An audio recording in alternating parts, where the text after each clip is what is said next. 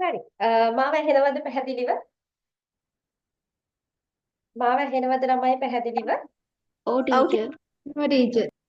අපි ක්ලාස් එක පටන් ගමු. කොහොමද ඉතින්? හොඳින් ඉන්නව නේද? හරි. එතකොට 2027 ළමයින්ගේ තියරි ක්ලාස් එක තමයි අද දවසේදී තියෙන්නේ. අපිට 2027 ළමයින්ගේ මුල පටන් ගත්තා. මට මතක විදිහට 7 වෙනිදා වගේ. අපි 7 වගේ නේද ක්ලාස් එක ඉස්සෙල්ලම පටන් ගත්තා. හැබැයි ඔයාලට අවුරුදු නිවාඩුව ආව නිසා සතියක් විතර ක්ලාස් එක කරන්න බැරි වුණා. එතකොට අපි හැබැයි මේ මාසෙට අදාළව දවස් 4 කවර් කරනවා. මේ මාසේ කරන්න බැරි වෙච්ච සතිය වෙනකොට මම කිව්වා සිකුරාදා දවසේදී ඔයාලට ටයිම් එකක් දාලා ඒක කරලා දෙනවා. හරි. එතකොට 2027 අද අලුතින්ම ආපු ළමයි ඉන්නවද? මුල් දවසේ නැතුව අද දවසේ අලුතින්ම ආපු ළමයි ඉන්නවද? ඉන්නවද ළමයි ඒ වගේ අය? ඉන්නවා කියලා කියනවා. ඉන්නවා ටීචර්. ටීචර්. හරි කමක් නැහැ. එතකොට පුතේ දැන් ඔයාලා 2027 කරන ළමයි මම ඔය මුලින් දැම්මේ ඔයාලට පොඩි එක්සෑම් මොටිවේෂන් වීඩියෝ එකක්. එතකොට ඔයාලට ඒක දාන්න හේතුව තමයි දැන් 2027 ලියන ළමයිට තව අවුරුදු දෙකක කාලයක් තියෙනවා එක්සෑම් එකට.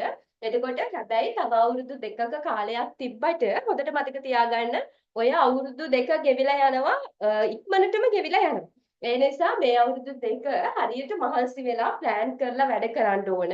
මොකද මම හැමදාම කියනවා ඔයාලට ගිය සතියේත් කිව්වා ඔයාලා මේ අවුරුදු දෙක වැඩ කරන විදිහ අනුව තමයි පුතේ ඔයාලගේ ජීවිතේ තීරණය වෙන්නේ. ඒ නිසා මේ අවුරුදු දෙක මහන්සි වෙලා වැඩ කරන්න කොහොම හරි උනන්දුවෙන් වැඩ කරන්න ඔයාලට අනිවාර්යයෙන්ම කැම්පස් යන්න පුළුවන්.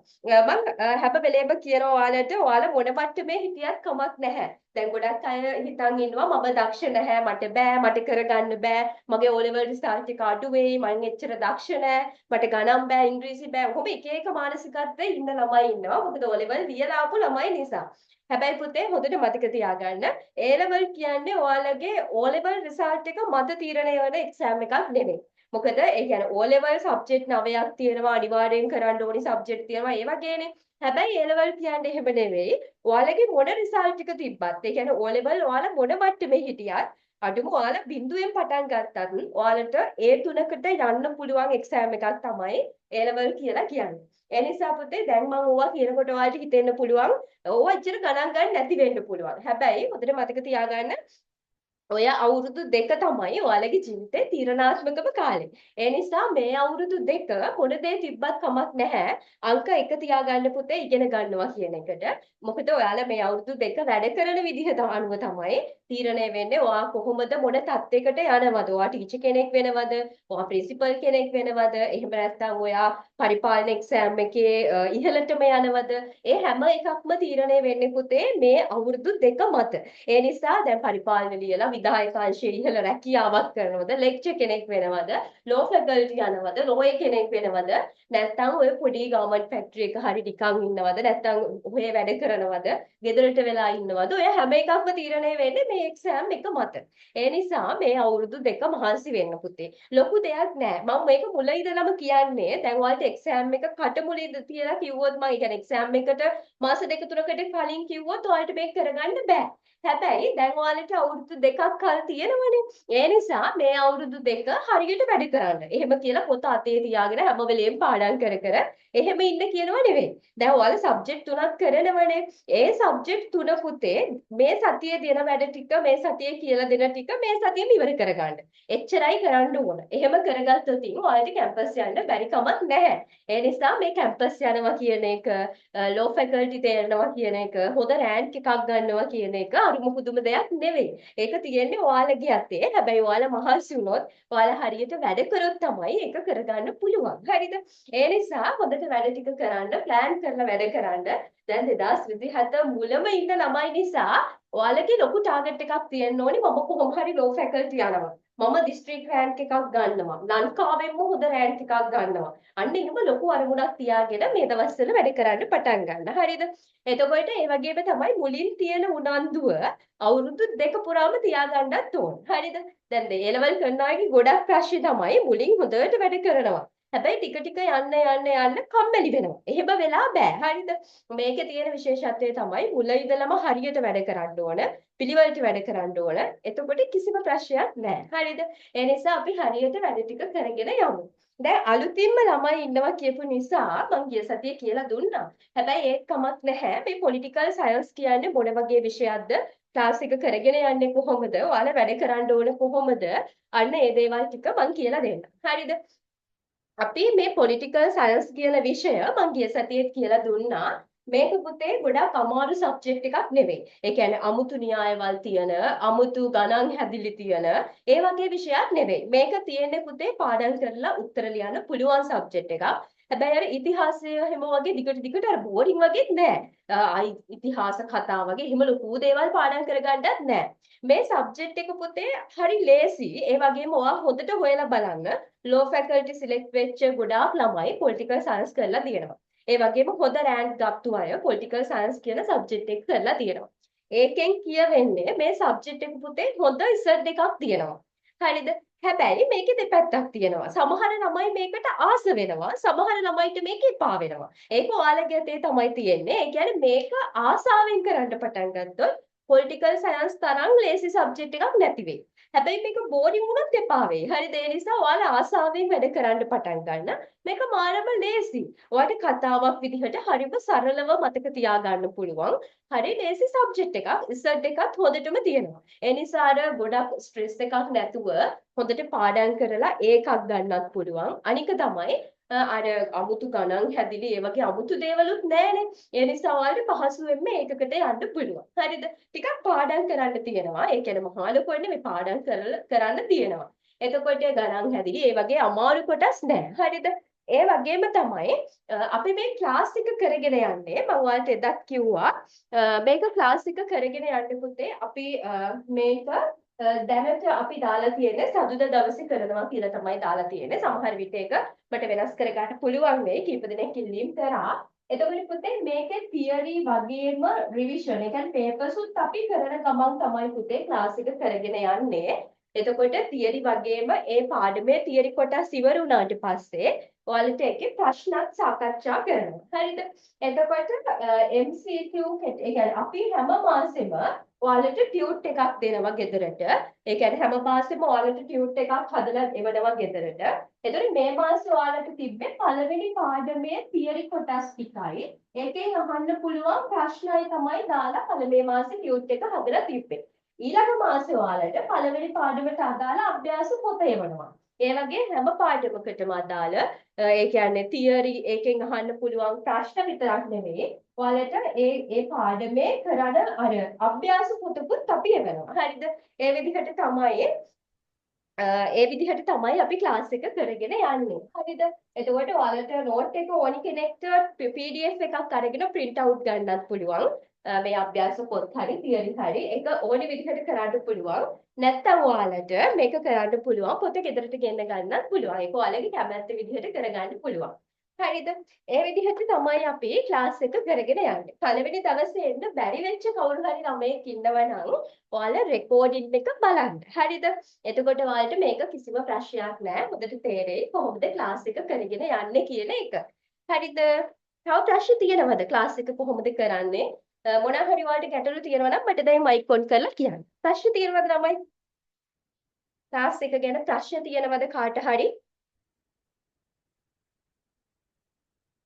මං හිතනවා නෑ කියලා. ගිය සතියේ කියලා දුන්න ටික පාඩම් ළමයි ඉන්නවද? මතක ළමයි ඉන්නවද ගිය සතියේ කියලා දීපු ටික? ඔව් ටීචර්. නියමයි. තව අය ඉන්නවද? හරි නියමයි. හරි. ගිය සතියේ රෙකෝඩින් හරි බලන්න බැරිව ක්ලාස් එකට ආව ළමෙක් අදම අලුතින් ආපු ළමෙක් ඉන්නවනම් මම ඔයාලට ගිය සතියේ ටිකක් මුල ඉඳලා මතක් කරගෙන ක්ලාස් එක කරන්නම්. මොකද ඉස්සෙල්ලම අද දවසේ සම්බන්ධ වෙලා රෙකෝඩින් උත් බලන්න නැතුව ආවොත් අපි අර මැදක ඉඳලා පටන් ගන්නකොට තේරෙන්නේ නැහනේ. ඒ නිසා මම ටිකක් වේගෙන් මේ ටික කියලා දෙන්නම්. අලුත්ම ළමෙක් හිටියොත් එයාටත් මතක් වෙයි. පරණ ළමයි දැන් ගිය සතියේ ආපු ළමයි ඉන්නවනම් මේ ටික ආපහු මතක් කරගන්න අවසරටම අහනවා. හරිද? අපි ඉස්සෙල්ලම කතා කරේ මේ දේශපාලන විද්‍යාව කියන විෂය කොහොමද ආරම්භ වුනේ සහ කොහොමද විකාශනය වුනේ. ඕකනේ කතා කරන්න පටන් ගත්තේ නේද මම? දේශපාලන විද්‍යාව කියන විෂය මොන වගේ විෂයක්ද මේක කොහොමද ඇති උනේ ඔන්න ඔය වගේ දේවල් තමයි අපි කතා කරන්නේ. හරිද? ඒ කියන්නේ අපි කතා කරන්න පටන් ගත්තේ මේ දේශපාලන විද්‍යාවේ ආරම්භය සහ විකාශනය. ඒ කියන්නේ කොහොමද පොලිටිකල් සයන්ස් කියන සබ්ජෙක්ට් එක හැදුනේ? ඒක විකාශනය වුණේ කොහොමද? ඔය ටිකනේ කතා කරේ. හරිද? ආරම්භය සහ ආරම්භය අපි ඉස්සෙල්ලම කතා කරලා හරිද? එතකොට ගිය සතියේ මම කියලා දුන්නා දේශපාලන විද්‍යාව කියන්නේ සමාජ විද්‍යා විෂයක්. ඔයාලා මේ විෂය ඉගෙන ගන්නකොට ඉස්සෙල්ලම දැනගන්න ඕන දේශපාලන විද්‍යාව කියන්නේ මොකද්ද? සමාජ විද්‍යා විෂයක්. කාට හරි මතකයි නම් කියන්න මොකද්ද සමාජ විද්‍යාවක් කියන්නේ? මොකද්ද ළමයි? ඕ කම්මැලි. සමාජ විද්‍යා විෂයක්. ඔව් සමාජය ගැන සමාජය තුලින් හදාරන විෂයක්. හරි. මම කියන්නම් දේශපාලන විද්‍යාව කියන්නේ පුතේ සමාජ විද්‍යා විෂයක් කිව්වා. හරිද? ඒකට හේතුව තමයි දැන් සාමාන්‍යයෙන් ලෝකයේ තියෙන විෂයන් කොටස් දෙකකට බෙදනවා. සමහර විෂයන් කියනවා අපි පුතේ ස්වභාවික විද්‍යා විෂයන්. ස්වභාවික විද්‍යා විෂයන් කියලා කියනවා සමහර විෂයන් වලට. හරිද? හැබැයි තවත් සමහර ඒවා අපි කියනවා සමාජ විද්‍යා විෂයන් කියලා කියනවා. හරිද? එතකොට අපි ස්වභාවික විද්‍යා විෂයන් කියන්නේ පුතේ විද්‍යාගාර ඒවා භාවිතා කරලා පර්යේෂණ කරලා එහෙම ඉගෙන ගන්න සබ්ජෙක්ට්. හරිද? ඒ කියන්නේ විද්‍යාගාර තුල කපලා කොටලා එහෙම ඉගෙන ගන්න සබ්ජෙක්ට් තියෙනවනේ. දැන් ඔයාලා O level කරනකොට රසායනික විද්‍යාව රසායන විද්‍යාව භෞතික විද්‍යාව ජීව විද්‍යාව භෞතික විද්‍යාව ඔය වගේ විෂයන් ඉගෙන ගන්නතර පුතේ අපිට ඒවා විද්‍යාගාරවල පර්යේෂණ කරලා ඉගෙන ගන්න පුළුවන්. හැබැයි ඔයාලා හිතන්න දැන් දේශපාලන විද්‍යාව ඉතිහාසය භූගෝල විද්‍යාව ඊට පස්සේ දර්ශනය ආර්ථික විද්‍යාව ඔය වගේ විෂයන් ගත්තහම පුතේ අර විද්‍යාගාරවල ඉගෙන ගන්න බෑ. මේ වගේ විෂයන් මිනිසා සහ සමාජය මූලික කරගෙන තමයි ඉගෙන ගන්නෙ. ඒ නිසා පොලිටිකල් සයන්ස් කියලා කියන්නේ සමාජ විද්‍යා විෂයක්. එතකොට මිනිස්සු සහ සමාජය මූලික කරගෙන ඉගෙන ගන්නවා නම් ඒක සමාජ විද්‍යා විෂයක්. හරිද? දැන් මම උදාහරණයක් කියන්නම්කෝ එදත් මම කිව්වා. අපේ විපක්ෂ නායක කවුද ළමයි? විපක්ෂ නායකයාගේ නම මොකද්ද දන්න ළමයි කියන්නේ? කවුද විපක්ෂ නායක? ළමයි කෝ 2027 ළමයි දැනගන්න එපා. කවුද විපක්ෂ නායක? සජිත් ප්‍රේමදාස මහතා.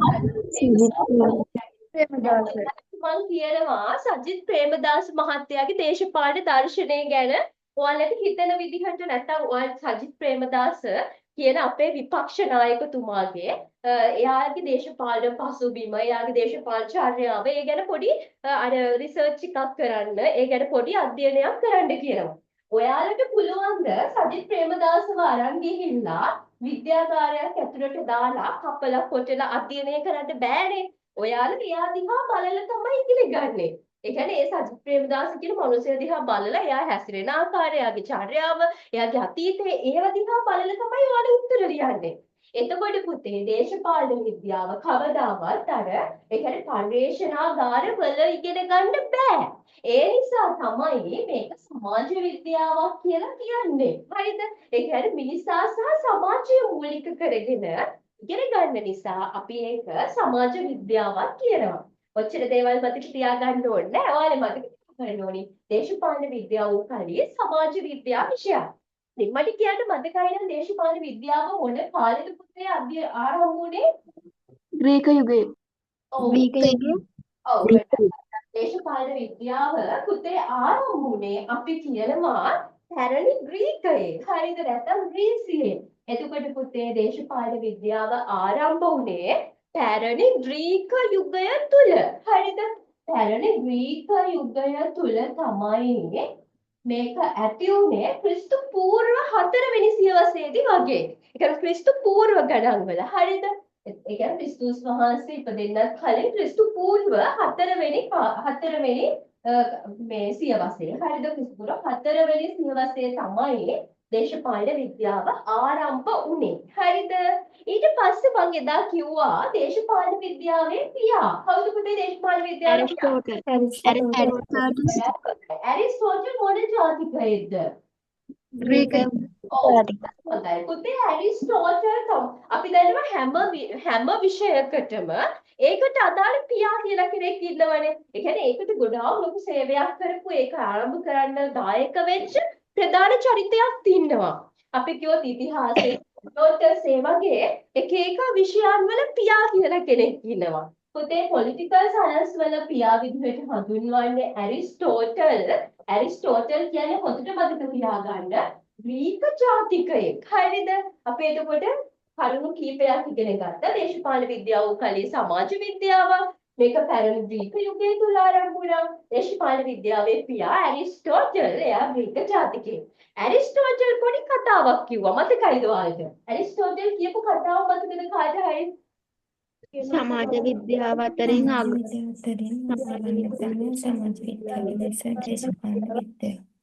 ඔව්. කොහොමද දැන් මතකද කොහොමද පිළිම ළමයෙක් මේ හිටිය හොඳට උත්තර දීපු කොහොමද නැද්ද? හරි. එහෙනම් අපි ඇරිස්ටෝටල් පොඩි කතාවක් කිව්වා.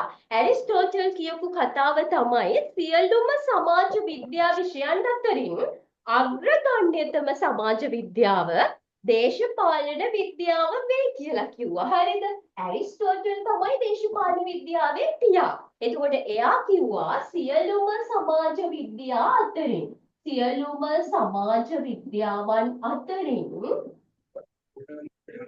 පුතේ අග්‍රගණ්‍යතම කියන වචනේ තේරුම මොකද්ද? උසස්ම. අග්‍රගණ්‍යතම. අග්‍රගණ්‍යතම ඒ කියන්නේ පුතේ උසස්ම සමාජ විද්‍යාව දේශපාලන විද්‍යාව වේ කියලා කිව්වා. එතකොට ඒ කියන්නේ මෙහෙමයි. දැන් සමාජ විද්‍යාවන් ගොඩක් තියෙනවනේ. ඒ අතර ප්‍රධානම එහෙම නැත්නම් උසස්ම සමාජ විද්‍යාව දේශපාලන විද්‍යාව වේ කියලා කිව්වා. ඔය ඉදා උගන්වපු නිසා ටිකක් වේගෙන් මම කියලා දුන්නා. දේශපාලන විද්‍යාව සමාජ විද්‍යාවක්. මේක පැරණි ග්‍රීක යුගයෙන් ආරම්භ වුණා. දේශපාලන විද්‍යාවේ පියා ඇරිස්ටෝටල් කිව්වා සියලුම සමාජ විද්‍යාවන් අතරින් අග්‍රගණ්‍යතම එහෙම නැත්නම් උසස්ම සමාජ විද්‍යාව දේශපාලන විද්‍යාව වෙනවා කියලා. හරිද? ඊට පස්සේ අපි කතා කරා පුතේ කොහොමද මේ පොලිටිකල් සයන්ස් කියන වචනේ හැදුනේ? මට මතකයිද දන්නේ නැහැ. දැන් අවුරුදු 6කට පස්සේ එහෙම අමතක වෙලාද දන්නේ නැහැ නේද? හරි. එතකොට අපි කිව්වා දේශපාලන විද්‍යාව හැදිච්ච විදිහ කතා කරානේ. මතකද කාට හරි මොන වචනෙන්ද හැදුනේ කියලා? පොලිස්. පොලිටිකල් පදයක් තිබ්බා. මේක මොන පදයක්ද? මොන කාලේ පදයක්ද? ග්‍රීක ඔව් පොලිස් තේරුම මොකද්ද පුතේ? පෞර රාජ්‍ය. පෞර රාජ්‍ය. නගර පාලනය පුතේ. නගර පාලනය. හරිද? එතකොට ග්‍රීක යුගයේ වචනයක් තිබ්බා පොලිස් කියලා. හරිද? ඒ කියන්නේ ඒක තේරුම පෞර රාජ්‍ය. එහෙම නැත්නම් නගර පාලනය. ඒක ටික කාලයක් යනකොට කොහොමද හැදුනේ පුතේ? පොලිටිකෝස්. ඔව් ගොඩක්. පොලිටිකෝස් බවට පරිවර්තනය වුණා නේද? පොලිටිකෝස් වුණා. ඒක තේරුම මතකයිද? පෞර රාජ්‍යයට අයත්. පෞර රාජ්‍යයට අයත් කියන එක. හරිද? ඒක ඉංග්‍රීසි භාෂාවට කොහොමද පුතේ විකාශනය වුනේ? පොලිටිකල්. පොලිටික්ස්. මොකද්ද පුතේ පොලිටික්ස් කියන්නේ? දේශපාලනය. ඔව් දේශපාලනය. හරිද? දේශපාලනය. ඒකෙන් මොකද්ද හැදුනේ? Political science. ඔව් ගොඩක් හොඳයි. පොලිටිකල් සයන්ස් කියන එක හැදුනා. හරිද? ඒ කියන්නේ අපි දන්නවා දේශපාලන විද්‍යාව. බලන්නකෝ හරිම ලේසි. ගොඩක් ඔය වගේ ඉංග්‍රීසි වචන නෑ. හරිම සරල ටිකක් තියෙන්නේ. මේක හරි ලේසියෙන් මතක තියාගන්න පුළුවන්. දේශපාලන විද්‍යාව හැදුනේ කොහොමද? ග්‍රීක භාෂාවේ පදයක් තිබ්බා පොලිස් කියලා. ඒකේ තේරුම පෞර රාජ්‍ය එහෙම නැත්නම් නගර පාලනය. ඒකෙන් හැදුනා පොලිටිකෝස්. ඒ කියන්නේ පෞර රාජ්‍යයට අයිති කියන එක. ඒක ටික කාලෙකින් ඉංග්‍රීසි භාෂාවට පරිවර්තනය වුණා පොලිටික්ස්. ඒ කියන්නේ දේශපාලනය. ඒක ටික කාලෙකින් ආපහු පරිවර්තනය වුණා political science. ඒ කියන්නේ දේශපාලන විද්‍යාව කියලා. හරිද? හරිම ලේසි බලන්නකෝ. අපි දැන් ඉගෙන ගත්ත ටික මතක් කරගෙන යමු. හරිද? දේශපාලන විද්‍යාව මොන විෂයක්ද ළමයි? සමාජ සමාජ විද්‍යාව. විද්‍යාව විෂය. සමාජ විද්‍යාව විෂය. ඔක්කොම කියන්නේ. එතකොට මතක හිටිනවා. අලුත් අයත් කියන්න. හරිද? දේශපාලන විද්‍යාව සමාජ විද්‍යාව විෂය. මේක මොන යුගයෙන්ද ආරම්භ වුනේ? ග්‍රීක යුගය. ග්‍රීක යුගය. ග්‍රීක යුගයෙන්. දේශපාලන විද්‍යාවේ පියා කවුද පුතේ? ඇරිස්ටෝටල්. ඇරිස්ටෝටල් කිව්වේ මොනවාද? සමාජ විද්‍යාව නැතනේ අසකම් සමාජ විද්‍යාව දේශපාලන විද්‍යාව වෙන බව. ඔව් ගොඩක් හොඳයි. එතකොට දේශපාලන විද්‍යාව හැදෙන්න මූලික වෙච්ච වචනේ මොකද්ද? පොලිස්. ඒකේ තේරුම? නගරායන පෞරයා. ඔව් ඒකෙන් මොකක්ද හැදෙන්නේ? පොලිටිකෝස්. පොලිටිකෝස් කියන්නේ මොකද්ද? පෞර රාජ්‍යයට අයත්. ඔව් පෞර රාජ්‍යයට අයත්. ඒකෙන් මොකද්ද හැදුනේ? පොලිටික්ස්. පොලිටික්ස් කියන එකේ තේරුම මොකද්ද? දේශපාලනය. දේශපාලනය. ඒකෙන් මොකද්ද හැදුනේ? Political science. පොලිටිකල් සයන්ස් ඒ කියන්නේ දේශපාලන විද්‍යාව නේද? හරි. ගොඩක් හොඳයි. එතකොට ওই ටික ඔයාලට දැන් අලුතින්ම ආපු ළමයෙක් දැන් අදම ආවනම් තේරුණාද පුතේ වේගෙ වැඩිද? ඔච්චර වේගෙන් කරන්නේ නැහැ. මොකද අපි ගිය සතියේ කරපු නිසා තමයි මතක් කරගෙන ගියේ. තේරුණාද පුතේ අලුතින්ම ආපු ළමයෙක් ඉන්නවනම්? ප්‍රශ්න තියෙනවද කාට හරි අලුතින්ම ආපු ළමයෙක් ඉන්නවනම්? තේරුණාද?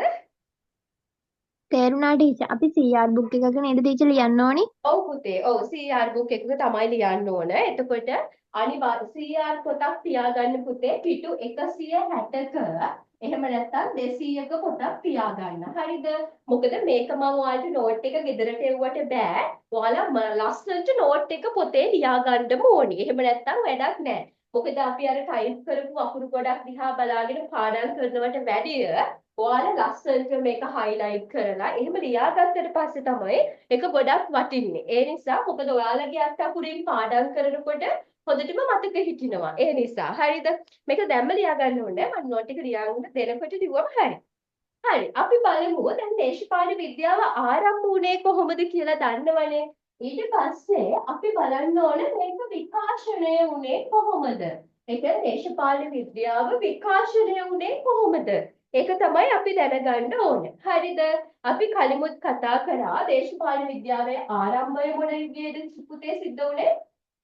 ග්‍රීක යුගයේ. ඔව් ගොඩක් හොඳයි. දේශපාලන විද්‍යාවේ ආරම්භය ග්‍රීක යුගය තුල සිද්ධ වුණා. පුතේ දේශපාලන විද්‍යාවට පදනම දාපු අය ඉන්නවා. පදනම දැම්මක් කියන එකේ තේරුම මොකද්ද? එදා මම කිව්වා.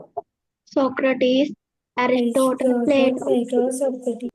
ඔව් ගොඩක් හොඳයි. පුතේ දේශපාලන විද්‍යාව ආරම්භ කරන්න දායක වෙච්ච අය නැත්නම් පොලිටිකල් සයන්ස් කියන එකට පදනම මූලිකත්වයේ ගත්තු 3 දෙනෙක් දේශපාලන විද්‍යාවේ ඉන්නවා. එයාලා තමයි අපි එදා කතා කරා දේශපාලන විද්‍යාවේ පියා වෙච්ච ඇරිස්ටෝටල් ඊට පස්සේ ප්ලේටෝ සහ ඊට පස්සේ සොක්‍රටිස්. හරිද? හරිම ලේසි. මෙයාලගේ නම් අමාරු නෑ. ඔයාලට මුලින් ටිකක් අර අමාරු වගේ තියෙයි. හැබැයි ඒවා ලේසි. ඇරිස්ටෝටල්, ප්ලේටෝ සහ සොක්‍රටිස් අපි කියනවා දේශපාලන විද්‍යාවට පදනම දැම්මා කියලා. හරිද? කවුද? ඇරිස්ටෝටල්, ප්ලේටෝ සහ සොක්‍රටිස්. හරිනේ? ඊට පස්සේ දේශපාලන විද්‍යාවේ ප්‍රධාන යුග 4ක් කතා කරා. මතකයිද ළමයි? ග්‍රීක යුගය, රෝම යුගය, මධ්‍ය නූතන යුගය. ඔව් ගොඩක් හොඳයි. දේශපාලන විද්‍යාව ප්‍රධාන යුග 4ක් තියෙනවා පුතේ. හරිද? ඒ කියන්නේ ග්‍රීක යුගයේ ඉඳලා මේ දැන් වෙද්දී දේශපාලන විද්‍යාව යුග 4කින් විකාශනය වුණා. පළවෙනි එක ග්‍රීක යුගය, දෙවෙනි එක අපි කිව්වා රෝම යුගය, තුන්වෙනි එක අපි කිව්වා මධ්‍යතන යුගය. මොකද ළමයි හතරවෙනි එක? නූතන නූතන යුගය. හරිද? මේවා හරි ලේසි මතක තියාගන්න. දේශපාලන විද්‍යාව ප්‍රධාන යුග 4කින් විකාශනය වුණා. ග්‍රීක යුගය, රෝම යුගය, මධ්‍යතන යුගය සහ නූතන යුගය කියලා. හරිද? දේශපාලන විද්‍යාවේ මේ මුල් යුග 3 ඒ කියන්නේ ග්‍රීක, රෝම, මධ්‍යතන කියන යුග 3 අයිති වෙන කාලෙ මතකයිද ඔයාලට?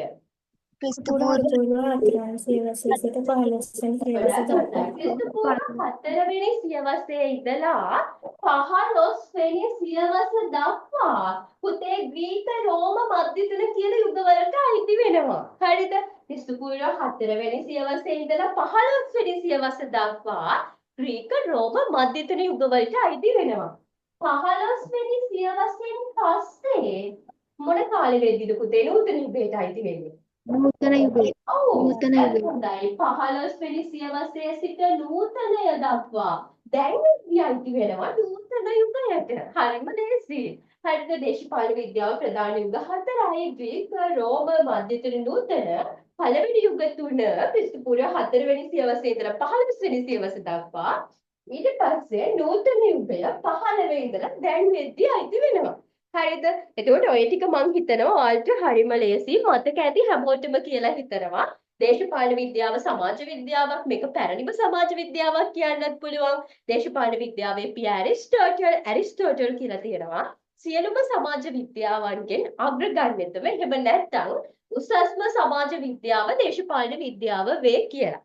දේශපාලන විද්‍යාව කියන වචනය හැදුනේ ග්‍රීක භාෂාවේ පොලිස් පදය පොලිටිකෝස් වුණා ඒක පොලිටික්ස් වුණා ඊට පස්සේ පොලිටිකල් සයන්ස් වුණා දේශපාලන විද්‍යාව ආරම්භය ග්‍රීක යුගයෙන් සිද්ධ වුණා පදනම දැම්ම තුන් දෙනෙක් ඇරිස්ටෝටල් ප්ලේටෝ සොක්‍රටිස් එතකොට දේශපාලන විද්‍යාව ප්‍රධාන යුග 4යි ග්‍රීක රෝම මධ්‍යතර නූතන හරිද ඔය ටිකනේ අපි කතා කරේ එතකොට මම හිතනවා ඔය ටික ඔයාලා දැන් හොඳටම මතක ඇති කියලා හරිද ඊට පස්සේ ඔයාලා දැනගන්න ඕනි පුතේ මේ හැම යුගයකම එකම විෂය කරුණ කතා කරෙන්නේ නැහැ. හරිද? ඒ කියන්නේ මේ යුග හතරෙම එකම විෂය කරුණු දේශපාලන විද්‍යාවේ කතා කරේ නැහැ. කාලෙන් කාලෙට දේශපාලන විද්‍යාව තුල කතා කරන මාතෘකා වෙනස් වුණා. හරිද? ඒ කියන්නේ හැම කාලෙම එකම විෂය කරුණු දේශපාලන විද්‍යාවේ කතා කරේ නැහැ. කාලෙන් කාලෙට පුතේ දේශපාලන විද්‍යාවෙන් කතා කරන මාතෘකා වෙනස් වුණා. මුල් යුග 3 තුල මතකයිද මම කියලා දුන්න කතා කරපු මාතෘකාව මොකක්ද කියලා? මතකයිද? ආණ්ඩුව. ගොඩක් හොඳයි පුතේ. මුල් යුග 3 තුල කතා කරේ මිනිස්සුන්ට වැඩියම හොඳ රාජ්‍ය මොකද්ද සහ වැඩියම හොඳ ආණ්ඩුව මොකද්ද කියන එක. රාජ්‍ය සහ ආණ්ඩුව තමයි පුතේ මුල් යුග 3 තුලදී වැඩියෙන්ම කතා කරේ. ඒ කියන්නේ මම කිව්වා මේ යුග 4කට දේශපාලන විද්‍යාව බෙදුවට හැම කාලෙම එකම ටොපික් එක කතා කර කර හිටියේ නෑ. ඒ කාලෙන් කාලෙට කතා කරන මාතෘකා වෙනස් වුණා. ග්‍රීක රෝම මධ්‍යතන යුගවලදී කතා කරේ පුතේ මිනිස්සුන්ට වැඩියම හොඳ රාජ්‍ය මොකක්ද වැඩියම හොඳ ආණ්ඩුව මොකක්ද කියන එක. ඒ නිසා දේශපාලන විද්‍යාව ප්‍රචලිත වුණා එක නමකින්. මොකද්ද?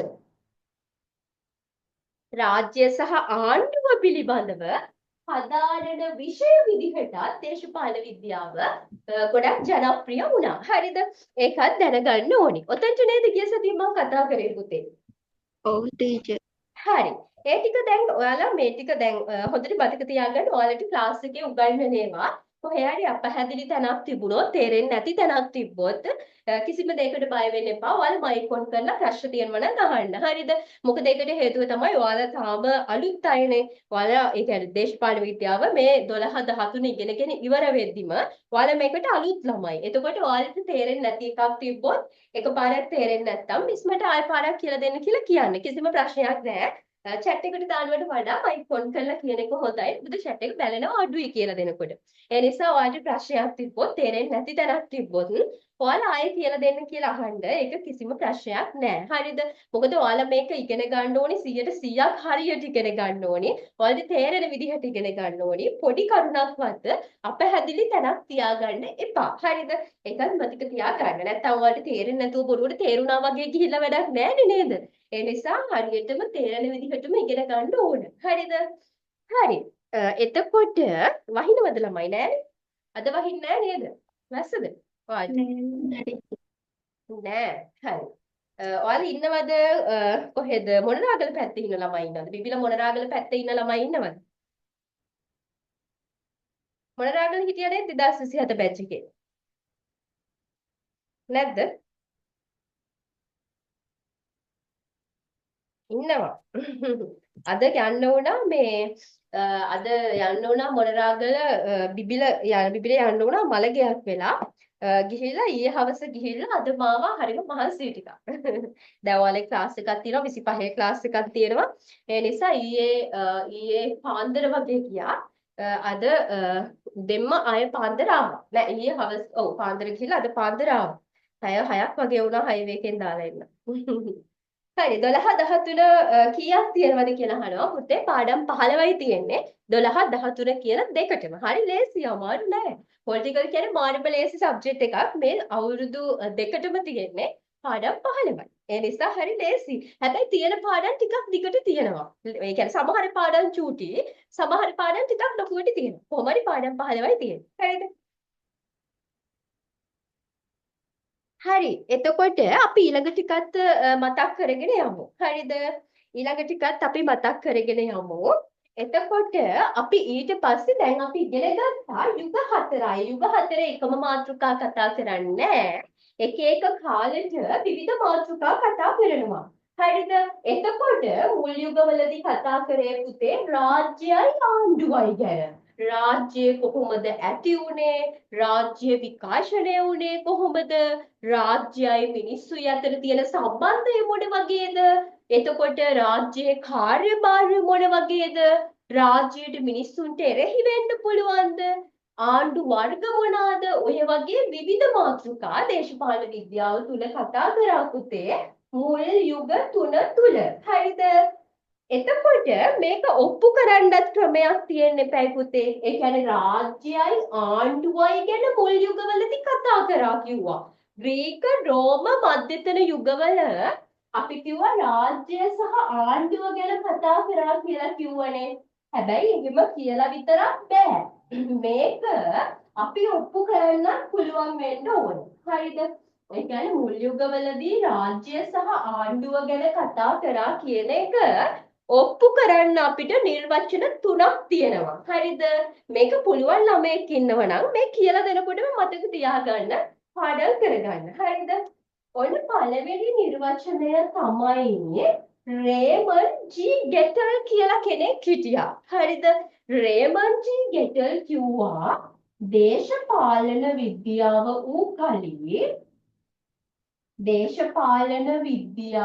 වූ කලී රාජ්‍ය පිළිබඳව විද්‍යාව වේ කියලා. හරිද?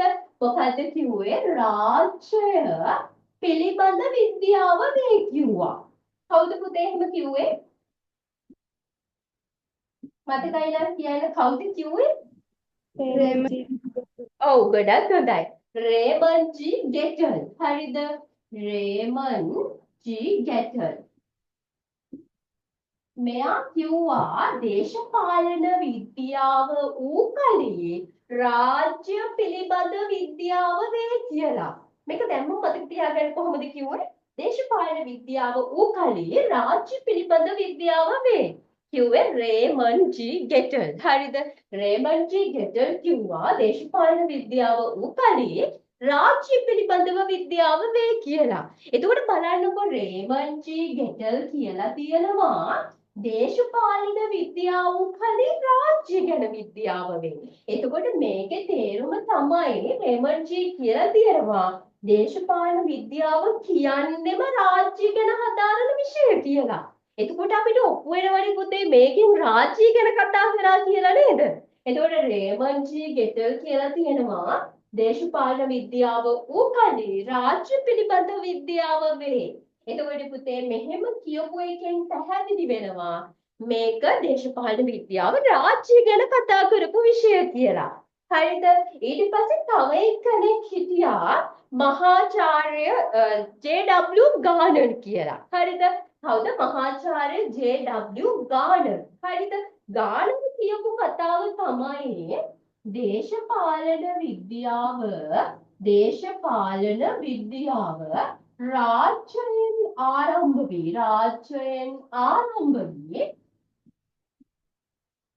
රාජ්‍යයෙන්ම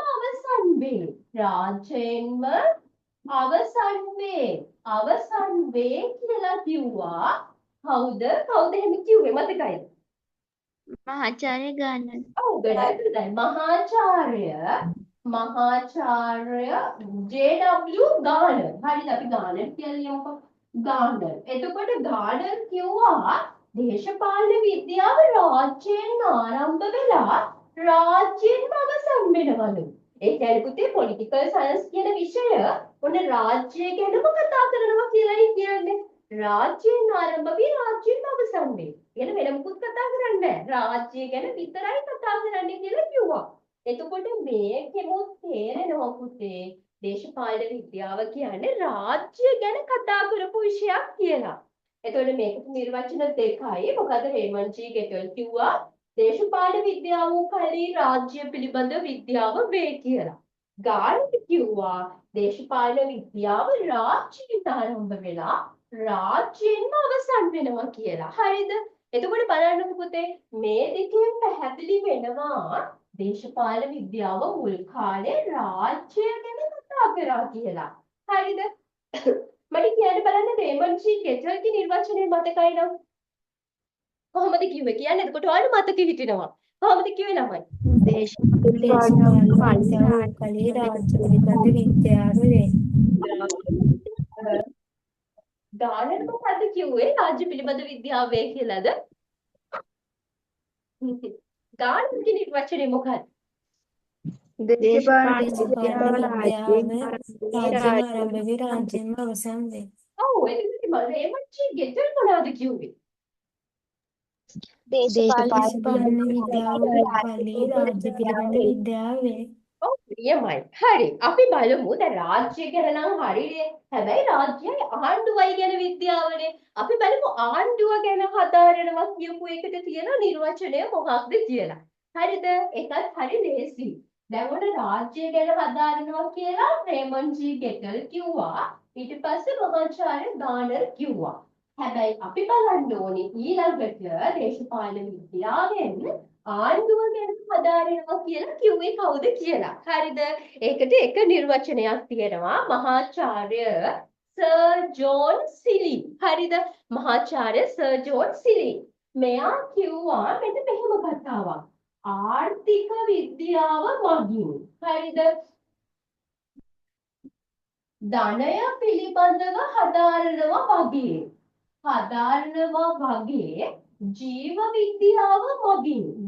විද්‍යාව මගින් ජීවීන් පිළිබඳව හදාරනවා වගේ දේශපාලන විද්‍යාව තුළින් සාකච්ඡා කරන්නේ ආණ්ඩු ක්‍රම ප්‍රපංච පිළිබඳවයි කියලා.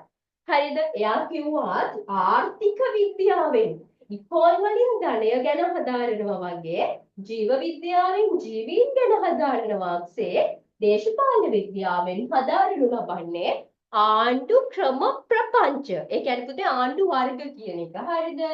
ආණ්ඩු ක්‍රම ප්‍රපංච පිළිබඳවයි කියලා කිව්වා. හරිද? ප්‍රපංච පිළිබඳවයි කියලා කිව්වා මහාචාර්ය සර් ජෝන් සිලි. හරිද? කවුද? Sir John සිලි.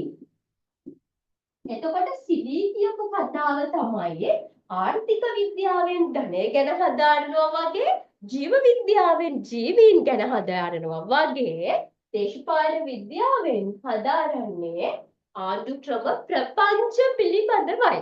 ඒක මතකයිද දැන්? කියන්න බලන්න මතකයි නම් ඔයාලට. කොහොමද සිලි කියපු නිර්වචනය? මොකද සිලි කිව්වේ? මතක ළමයෙක් ඉන්නවා නම් මාර දක්ෂයි. කියන්න බලන්න. ආර්ථික විද්‍යාව මගින් ධනය ආර්ථික විද්‍යාව මගින් ධනය පිළිබඳ හදාරනවා වගේ ජීව විද්‍යාව ජීවීන් පිළිබඳ හදාරනවා වගේ දේශපාලන විද්‍යාවේ සාකච්ඡා කරනු ලබන්නේ ආණ්ඩු ක්‍රම ප්‍රපංච පිළිබඳ අධ්‍යයන කිරීම. නියමයි. මහාචාර්ය සර් ජෝන් සිලි. හරි. දැන් මට කියන්න ගානර්ගේ නිර්වචනය මතකයිද? ගානර්ගේ දේශපාලන දේශපාලන විද්‍යාව විද්‍යාව රාජ්‍යයෙන් රාජ්‍යයෙන් ආරම්භ ආරම්භ වී රාජ්‍යම අවසන් වේ. හරි. නියමයි. ගොඩක් හොඳයි. ඔයාලට සුපිරියට මතක හිටිනවා. නියමයි. හරි. ඔතෙන්ටදී තේරුණාද ළමයි? ප්‍රශ්නයක් තියෙනවද? නෑ ටීචර්. තේරුණා. ටීචර් අන්තිම එක තේරෙන්නේ මොන ටිකද පුතේ තේරුන්නේ නැත්තේ? නෑ. අන්තිම එක. අන්තිම නිර්වචනයද? ඔව්. හා ඒකෙන් කියපු දේ තමයි මෙන්න මෙහෙම. මහාචාර්ය සර් ජෝන් සිලි කිව්වා ආර්ථික විද්‍යාවෙන්. ඒ කියන්නේ පුතේ ඉකෝන් කියන සබ්ජෙක්ට් එකෙන් ධනය ගැන හදාරනවා වගේ. දැන් පුතේ ජීව විද්‍යාවෙන්. හරිද? ජීව විද්‍යාවෙන් ජීවීන් ගැන හදාරනවා වගේ දේශපාලන විද්‍යාවෙන් හදාරන්නේ ආණ්ඩු ක්‍රම ප්‍රපංච. ඒ කියන්නේ පුතේ ආණ්ඩු වර්ග ගැන කියලා කිව්වා. එතකොට මේ නිර්වචනයෙන් පැහැදිලි වෙනවා පුතේ දේශපාලන විද්‍යාව ආණ්ඩුව ගැන කතා කරා මුල් යුගවල කියලා. ආර්ථික විද්‍යාවෙන් ධනය ගැන හදාරනවා වගේ ජීව විද්‍යාවෙන් ජීවීන් ගැන හදාරනවා වගේ දේශපාලන විද්‍යාවෙන් කරන්නේ ආණ්ඩු ක්‍රම වර්ග ගැන කතා කරන එක කියලා තමයි මහාචාර්ය සර් ජෝන් සිලි කිව්වේ. හරිද දුව? මම ඔය කියලා දෙන්නද මොන ඉඳලා? හරිද? තේරුණාද දුව අහපු දුවට? ඔව් ටීචර්. හරි. පුතේ අපි කතා කරේ දැන් මේ ටික ඔයාලා ගොඩක් හොඳයි. එහෙම තේරෙන්නේ නැත්නම් අහන්න. මොකද ඔයාලා තේරුන්නේ නැහැ වගේ ඉන්නේ. තේරෙන්නේ නැතුව තේරුණා වගේ ඉන්න එපා. හරිද? හරි. එතකොට අපි මතක් කරගෙන යමුකෝ. දැන් අපි ටිකක් කතා කරානේ. අපි කිව්වා දේශපාලන විද්‍යාව කියන්නේ සමාජ විද්‍යාවක්. මේක පැරණි ග්‍රීක යුගයෙන් ආරම්භ වුණා. මේක එතකොට දේශපාලන විද්‍යාවේ පියා ඇරිස්ටෝටල්. එයා කතාවක් කිව්වා දේශපාලන විද්‍යාව, ඒ කියන්නේ සමාජ විද්‍යාවන් අතර අග්‍රගණ්‍යත මේ කියන්නේ උසස්ම සමාජ විද්‍යාව දේශපාලන විද්‍යාව වේ කියලා. එතන පොලිටිකල් සයන්ස් කියන වචනේ හැදුනේ පැරණි ග්‍රීසියේ තිබ්බ පදයක් පුතේ පොලිස් කියලා. ඒකේ තේරුම නගර පාලනය එහෙම නැත්නම් පෞර රාජ්‍යය. ඒක ටික කාලෙකින් පොලිටිකෝස් බවට පරිවර්තනය වුණා. ඒ කියන්නේ පුතේ පෞර රාජ්‍යයට අයිතිය කියන එක. හරිද? ඒක ඒ ග්‍රීක භාෂාව වචන දෙකක් නේ ටික කාලෙකින් ඒක ඉංග්‍රීසි භාෂාවට විකාශනය වුණා. කොහොමද පොලිටික්ස් කියලා. ඒ කියන්නේ පුතේ දේශපාලනය. ඊට පස්සේ තමයි දේශපාලන විද්‍යාව එහෙම නැත්නම් පොලිටිකල් සයන්ස් කියන වචනය හැදුනේ. ඊට පස්සේ අපි කිව්වා දේශපාලන විද්‍යාවට පදනම දාපු තුන්දෙනෙක් ඉන්නවා. Aristotle, Plato, Socrates. ඊට පස්සේ අපි කිව්වා යුග හතරක් තියෙනවා. ග්‍රීක, රෝම, මධ්‍යතන, නූතන. ග්‍රීක, රෝම, මධ්‍යතන කියන ඒවා ක්‍රිස්තු පූර්ව 4 වෙනි සියවසේ ඉඳලා 15 වෙනි සියවස දක්වා නූතන යුගයට අයිති වෙනවා 15 ඉඳලා දැන් වෙද්දි. හරිද? ඊට පස්සේ අපි කිව්වා මුල් යුගවලදී පුතේ වැඩියම කතා කරේ මිනිස්සුන්ට වැඩියම හොඳ රාජ්‍ය මොකද්ද? වැඩියම හොඳ ආණ්ඩුව මොකක්ද කියන එක. ඒ නිසා දේශපාලන විද්‍යාව ප්‍රචලිත වුණා රාජ්‍ය හා ආණ්ඩුව පිළිබඳව හදාරන විෂය කියලා. හරිද? ඒ කියන්නේ රාජ්‍ය ආරම්භ වුණේ කොහොමද? රාජ්‍ය කියන එක විකාශනය වුණේ කොහොමද? රාජ්‍ය මොන වගේ දෙයක්ද? රාජ්‍යයේ තියෙන කාර්යභාරයන් මොන වගේද? ආණ්ඩු වර්ග මොනවාද? ඔය වගේ දේවල් තමයි මුල් යුග තුනදී කතා කරලා තියෙන්නේ. හැබැයි පුතේ මේක අපිට ඔකොම නිකම්ම කියන බෑ. අපි ඒක ඔප්පු කරන්නත් එපැයි. එතකොට අපිට ඒක ඔප්පු කරන්න නිර්වචන තුනක් මං කිව්වා. පළවෙනි එක තමයි මහාචාර්ය රේමන් ජී ගෙටල් පළවෙනි එක. රේමන් ජී ගෙටල් කියපු කතාව තමයි එයා කිව්වා දේශපාලන විද්‍යාව උකලේ රාජ්‍ය ගැන විද්‍යාවයි. එතකොට රේමන් ජී ගෙටල් කිව්වේ පොලිටිකල් සයන්ස් කියන්නේ රාජ්‍ය ගැන විෂයක් කියලා. ඊට පස්සේ මහාචාර්ය ජේ.ඩබ්ලිව් ගානර් කිව්වා දේශපාලන විද්‍යාව රාජ්‍යයෙන් ආරම්භ වෙලා රාජ්‍යයෙන් අවසන් වෙනවා. කියන්නේ වෙන මොකක්වත් කතා කරන්නේ නැහැ. රාජ්‍ය ගැන විතරයි කතා කරන්නේ. මහාචාර්ය සර් ජෝන් සිලි කිව්වා ආර්ථික විද්‍යාවෙන් ධනය ගැන හදාරනවා වගේ ජීව විද්‍යාවෙන් ජීවීන් ගැන හදාරන්නක් මෙන් දේශපාලන විද්‍යාවෙන් සිදු කරන්නේ ආණ්ඩු ක්‍රම ප්‍රපංච. ඒ කියන්නේ ආණ්ඩු වර්ග ගැන කතා කරනවා කියලා. ඔන්න ඔය නිර්වචන තුනෙන් අපිට පැහැදිලි වෙනවා මුල් යුගවලදී රාජ්‍යයයි ආණ්ඩුවයි ගැන හදාරුවා කියලා. හරිනේ. ඔතෙන්ට එද්දි හැමෝටම තේරුණානේ ප්‍රශ්නයක් නැහැ නේද? හරි. ඊට පස්සේ ඔයාලට මම කිව්වා 15 වෙනි සියවසෙන් පස්සේ මොකද්ද පුතේ උනේ? මතකයිද? 15 වෙනි සියවසෙන් පස්සේ මොන යුගයේද ඉන්නේ? නූතන යුගය. ඔව් ගොඩක් හොඳයි පුතේ. ඔන්න දැන් අපි මුල් යුගවලදී රාජ්‍යයයි ආණ්ඩුවයිනේ කතා කරේ. හැබැයි පුතේ ඔන්න 15 වෙනි සියවසේ එනවා. හරිද? 15 වෙනි සියවසෙන් පස්සේ පොඩි දෙයක් දේශපාලන විද්‍යාවට වෙනවා. හරිද? 15 වෙනි සියවසෙන් පස්සේ පුතේ දේශපාලන විද්‍යාව යනවා නූතන යුගයට. හරිද? එතකොට අර රාජ්‍යයයි ආණ්ඩුවයි කියන දෙක විතරක් කතා කරේ නැහැ. ඒ මාතෘකාව සම්පූර්ණයෙන්ම වෙනස් වුණා. හරිද? ඒ කියන්නේ 15 වෙනි සියවසින් පස්සේ දේශපාලන විද්‍යාවේ මාතෘකාව නූතන යුගයේදී පුතේ ගොඩක් වෙනස් වුණා. මේක රාජ්‍යයයි ආණ්ඩුවයි ගැන විතරක්ම කතා කරේ නෑ. ඒකට හේතු කීපයක් තියෙනවා. අපි බලමු මොකක්ද කියලා හේතු ප්‍රධාන වශයෙන් 4ක් තියෙනවා. හරිද?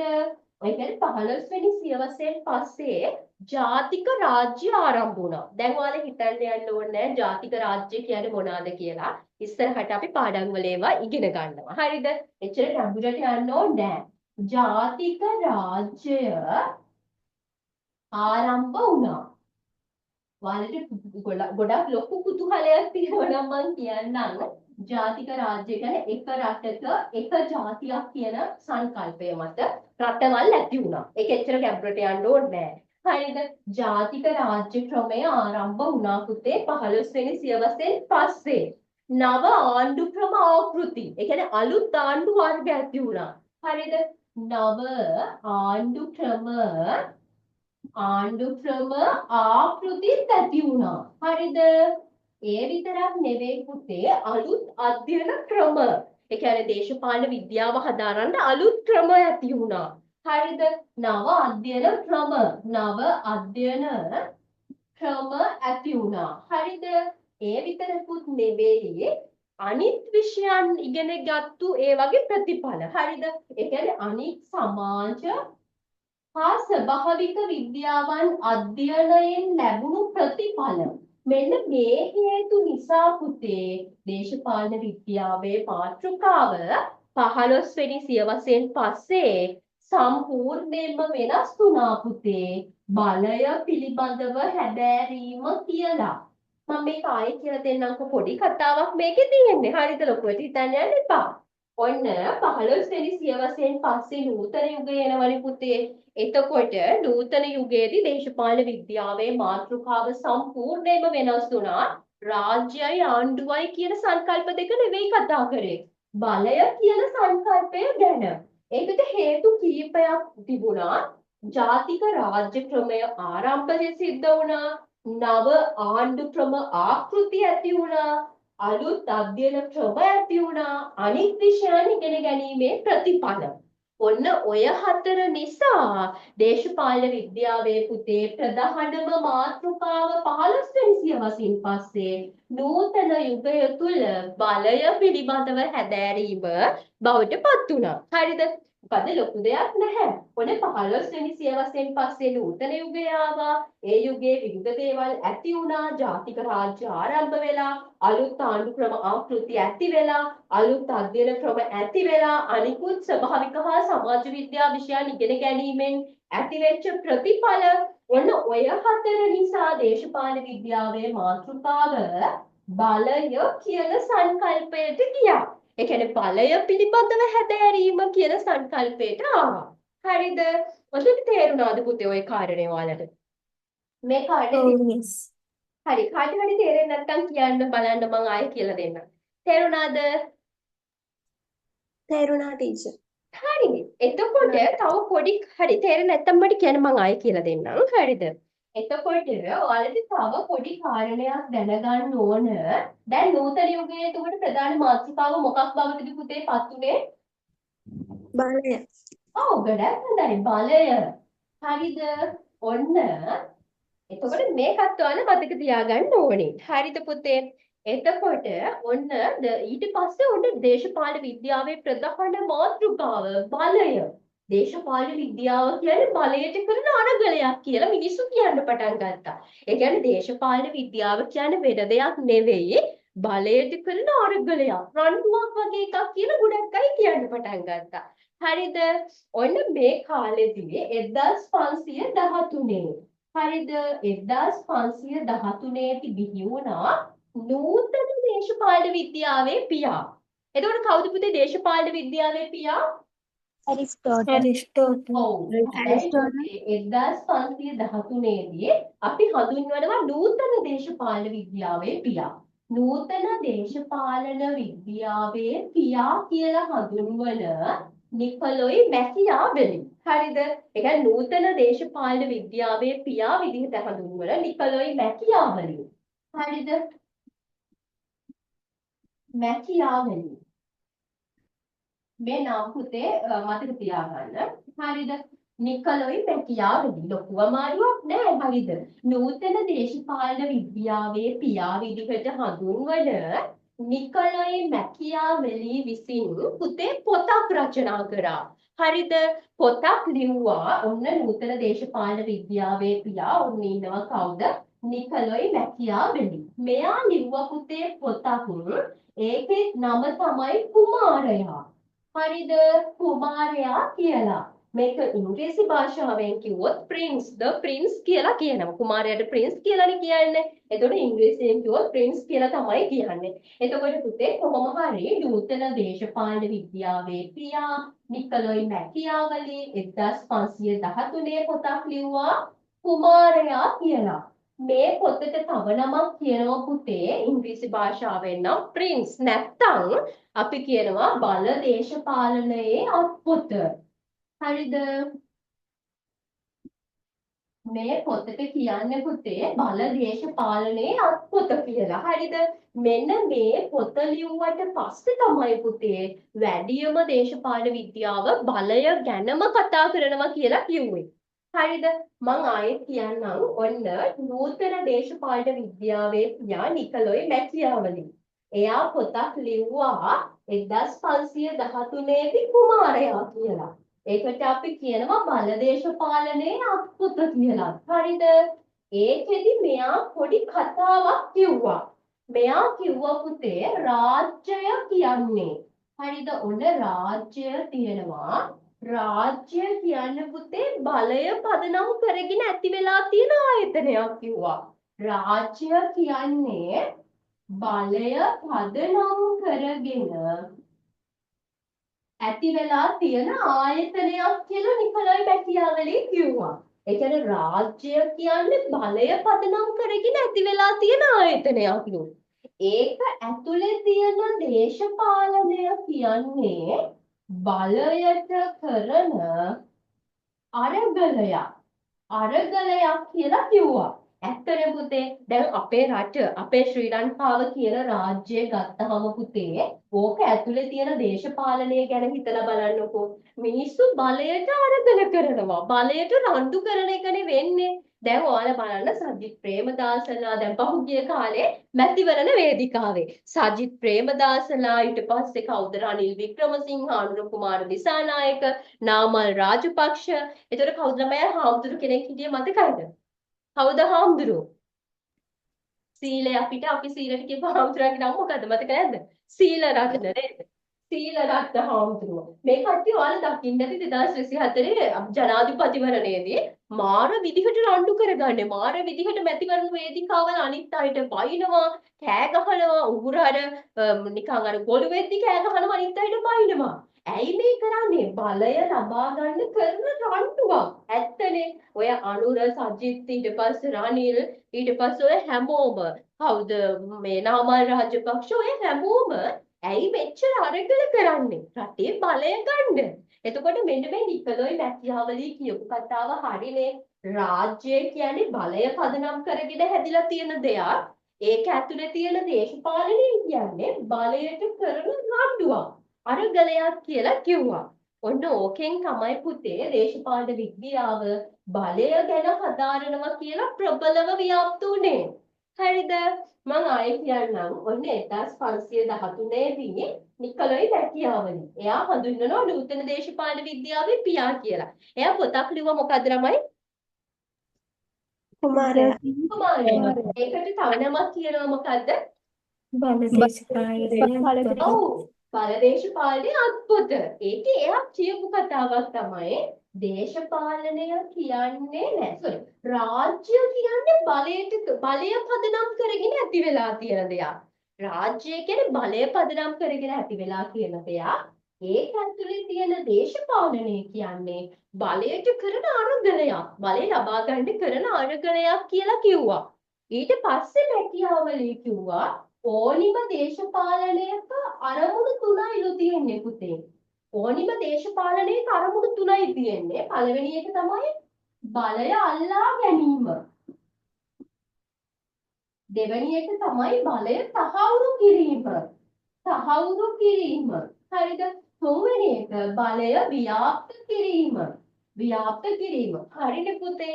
ඕනිම දේශපාලනයක අරමුණු තුනයි. ඉස්සෙල්ලම රණ්ඩු කරන්නේ බලය ලබා ගන්න. දේශපාලන මැතිවරණ වලින් දිනන්න. ඊට පස්සේ තමන්ගේ බලය තහවුරු කරගන්න. ඊට පස්සේ ඒ බලය රට හැමතැනම ව්‍යාප්ත කරනවා. දැන් ඔයාලා බලන්න මහින්ද රාජපක්ෂගේ කාලේ මහින්ද රාජපක්ෂ කොහොම හරි මැතිවරණයෙන් දිනලා බලය අල්ලගත්තා. ඊට පස්සේ බලය තහවුරු කරා. එයා ජනාධිපති විදිහට දිවුරුම් දීලා බලය තහවුරු කරා. ඊට පස්සේ මුළු රටේම අයියලා මල්ලිලා දාලා අර පෞල් පාලනය ව්‍යාප්ත කරලා එයාලගේ අර බලය ව්‍යාප්ත කරා. ඒ වගේ පුතේ මෙයාලා කියනවා ඕනිම දේශපාලනයක අරමුණු තුනයි තියෙන්නේ. බලය අල්ලගන්නවා, බලය තහවුරු කරනවා, බලය ව්‍යාප්ත කරනවා. ඔය තුනට තමයි හැමෝම වැඩ කරන්නේ. අනුර කුමාරුණත් එච්චරයි. මැතිවරණ වේදිකාවල බලය ගන්න පුළුවන් තරම් පොරොන්දු දීලා මිනිස්සු ආකර්ෂණය කරගෙන බලය ගත්තා. ඊට පස්සේ ඒක තහවුරු කරගත්තා. දැන් වල ටික ටික try කරනවා හැම තැනම ව්‍යාප්ත කරගන්න නේද? එතකොට හැම දේශපාලනයකම ඔය අරමුණු තුන තියෙනවා කියලා නිකලොයි මැතියාවලි කියනවා. හරිද? තේරුණාද? ඒ ටික ප්‍රශ්නයක් තියෙනවද පුතේ? නෑ ටීචර්. හරි. අපි එහෙනම් හැමෝම එක්ක මුල ඉඳලා ඔය ටික මතක් කරගෙන යන්න. එතකොට ඔයාලට හොඳට මතක හිටිනවා. හරිද? මට කියන්න මම අහන ප්‍රශ්න වලට උත්තර දෙන්න. හරිද? දේශපාලන විද්‍යාව මොන කාලෙද ඇති වුණේ? ග්‍රීක ග්‍රීක යුගයේ. හරි. දේශපාලන විද්‍යාව මොන විෂයක්ද ළමයි? සමාජ ඔව්. එතකොට පුතේ සමාජ විද්‍යාව කියන්නේ මොකද්ද? මිනිසා සහ සමාජයේ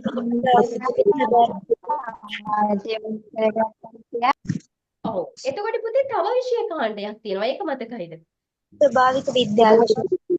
ඔව් ගොඩක් හොඳයි. ස්වභාවික විද්‍යා විෂයන්. පුතේ මට කියන්න දේශපාලන විද්‍යාවේ පියා කවුද? ඇරිස්ටෝටල්. ඔව්. ඇරිස්ටෝටල් මොන ජාතිකයෙක්ද? එයා ඔව්. එයා මොකද්ද කතාව කිව්වේ?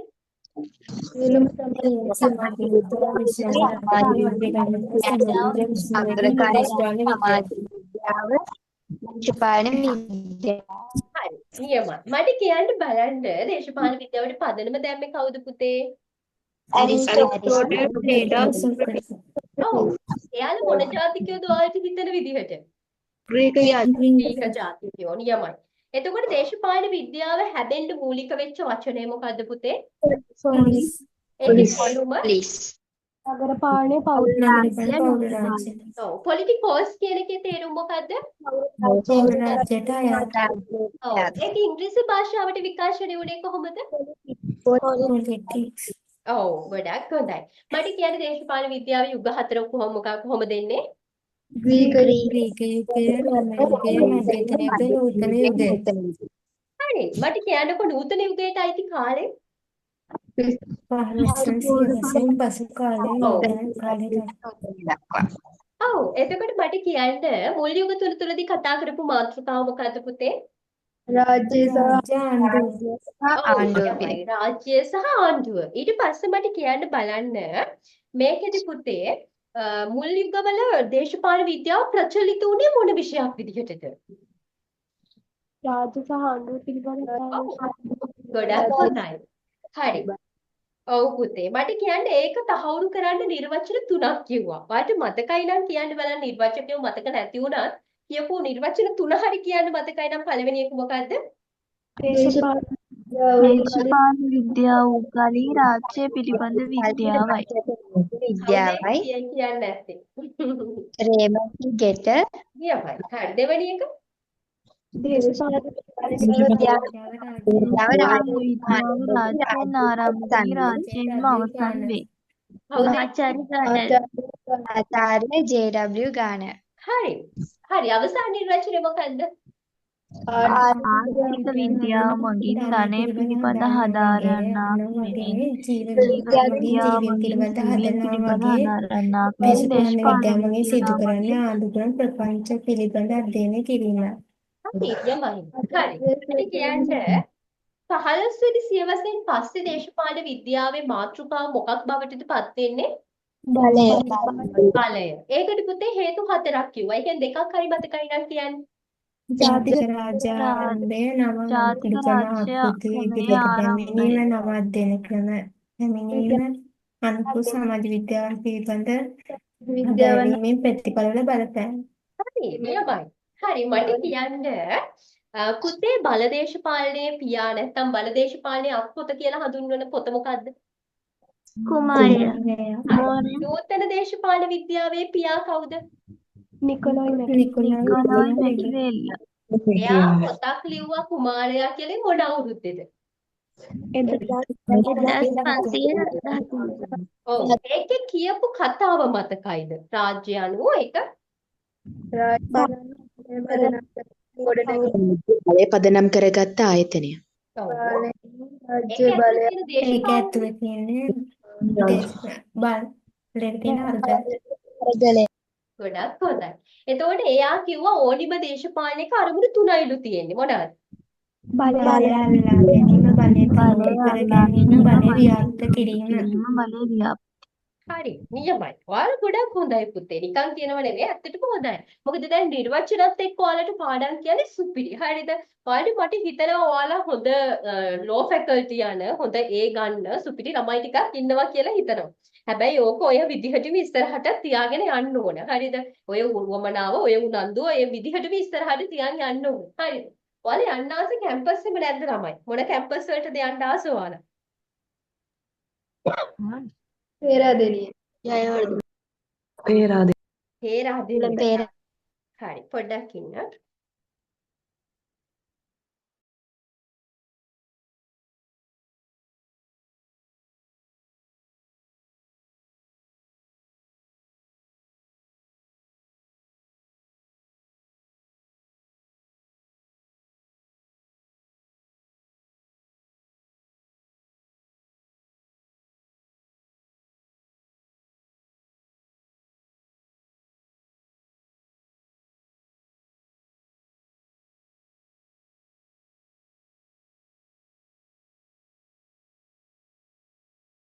පොඩ්ඩක් ඉන්න. හරි. එතකොට මොකද ඒකට හේතුව තමයි අපි 2026 25 ඒ හැම ක්ලාස් එකක්ම කරන්න එහෙම. ඒ කියන්නේ තියරි කොටස් පොඩ්ඩක් ගෙදර ඉඳලා ලියන් එන්න දෙනවා. ඒකට හේතුව තමයි පුතේ දැන් අපිට තියරි කොටස් ඉක්මනට කවර් කරගන්න එපයි. දැන් අපි ක්ලාස් එක ඇතුළෙම හැම තියරි කොටසක්ම ලියලා හිටියොත් ඔයාලට ඒක අපරාධේ ටයිම් එක නාස්ති වෙනවා. ඒ නිසා මම පිටු දෙක තුනක් දෙන්නම් ගෙදරදී ලියන් එන්න. දැන් ඉතින් මුකුත් නැහැ නේද? ගෙදරට වෙලා ඉන්නේ. ඒ නිසා ඔයාලට පිටුවක් දෙකක් ලියන් එන්න බැරි කමක් නැහැ සතියකට නේද? එහෙම ලිව්වොත් අපිට ලොකු ටයිම් එකක් ඉතුරු කරගන්න පුළුවන්. ඉක්මනට සිලබස් එක කවර් කරගන්නත් පුළුවන්. ලොකු ප්‍රමාණයක් ඕනේ නැහැ. පිටුවක් අඩුම හරියද? මම ඒ පිටුව PDF කරලා ඔයාලගේ group එකට දාන්නම්. එතකොට ඒ ටික හැම සතියෙම ලියාගෙන එන්න ඕනේ. එතකොට ක්ලාස් එකේ නෝට් ලියවනවා. ඊට අමතරව තමයි අරක දෙන්නේ. එතකොට ඔයාලට ඉක්මනට කවර් කරගන්න පුළුවන්. ඒ නිසා හරියද? මට එක දුවෙක් එවලා තිබ්බා මේ දැනට කරපු දැන් ඔයාලට ටියුට් එක ගෙදරට එව්වට පස්සේ පළවෙනි පිටුවයි දෙවෙනි පිටුවයි කරලා මට එවලා තිබ්බ ළමයින්. ඒතකොට ගොඩක් හොඳයි 2027 ළමයින්ට හොඳ උවමනාවක් තියෙනවා. උනන්දුවෙන් වැඩ කරනවා. ඒක සුපිරි. එහෙම තමයි ඉන්න ඕන. හරිද? හරි. අපි නෝට් එකක් ලියාගෙන ඉතිරි ටික කතා කරමු. හරිද? නෝට් එක පොඩ්ඩක් ලියමුද ළමයි? ටීචර්. කොහෙද අවසානට නතර කරේ පුතේ? නෝට් එක ලියාගෙන කොහෙද ළමයි නතර කරේ ගිය සතියේ? ටීචර්. ලෙසන සියවසෙන් පසු කාලයේ නූතන යුගයට අයත් ලෙස සලකයි. හරි. අයත් ලෙස සලකයි කියන එකට තමයි නේද? හරි. එතකොට එතන ඉඳලා තමයි නෝට් පොඩ්ඩක් අපිට ලියන්න තියෙන්නේ නේද? හරි. එතකොට හරි වෙනම ඡේදයක් විදිහට ලියාගමු. හරිද? ලියා ගන්න. අලුතින්ම ආපු ළමයිට කොච්චර ඉඩ තියන්න ඕනද ළමයි? අලුතින්ම ආව නම් කොච්චරක් විතර ඉඩ තියාගන්න ඕනේද? ලියපු එක්කෙනෙක් යන පිටු කීයක් ගියාද? පිටුවක්? ඈ පුතේ? මුලින්ම ගිය සතියේ කොච්චරක් විතර ලිව්වද?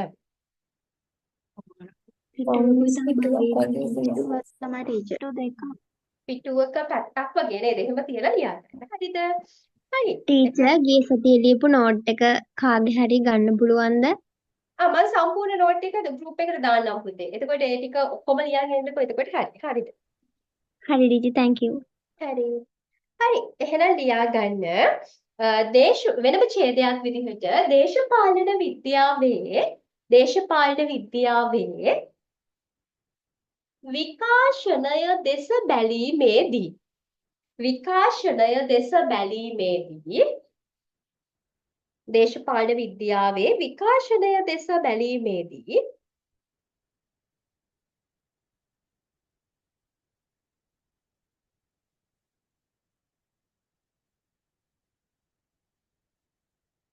පෙනී යන ප්‍රධානම ලක්ෂණය වන්නේ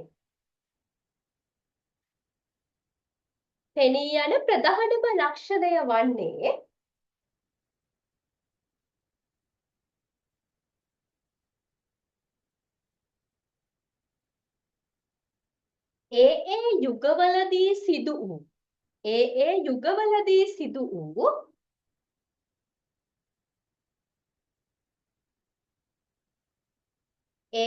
යුගවලදී සිදු වූ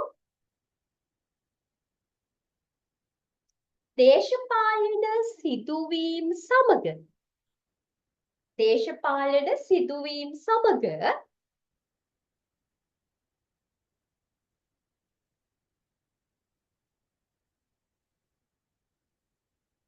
දේශපාලන විද්‍යාව මගින්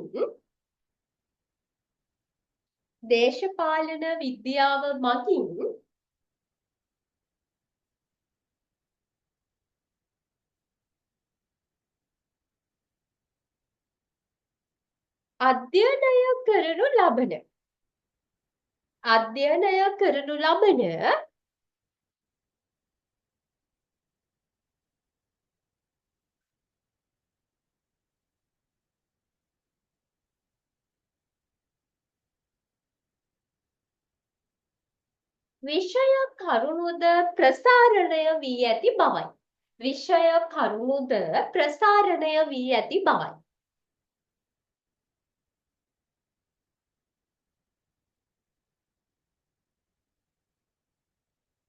විෂය කරුණුද ප්‍රසාරණය වී ඇති බවයි.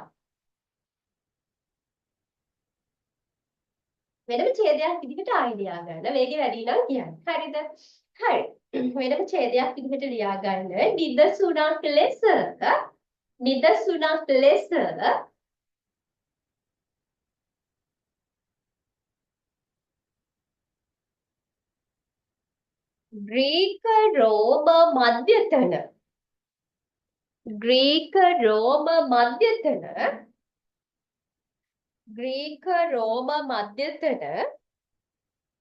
ග්‍රීක රෝම මධ්‍යතන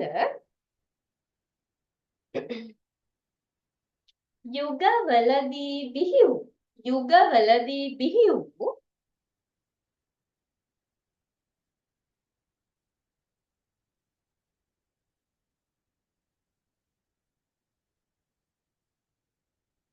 දේශපාලන හා සමාජ දාර්ශනිකයින්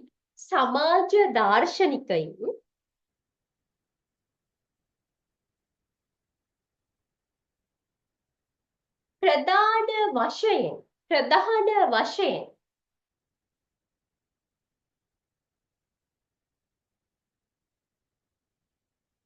අවධානය යොමු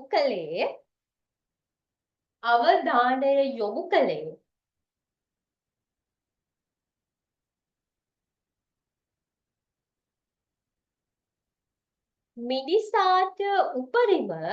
මිනිසාට උපරිම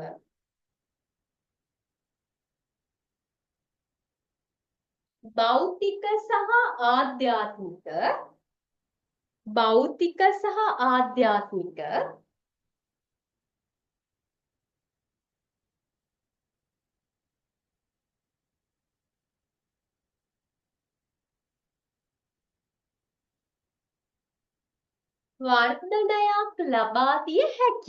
වර්ධනයක් ලබා දිය හැකි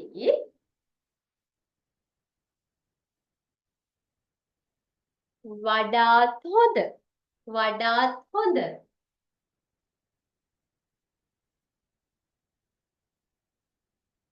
රාජ්‍ය ක්‍රමය සහ රාජ්‍ය ක්‍රමය සහ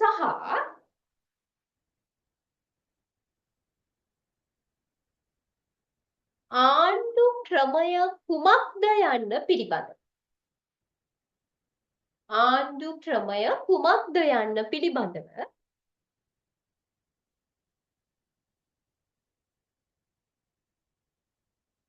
ගවේෂණය කිරීමටයි. ගවේෂණය කිරීමටයි.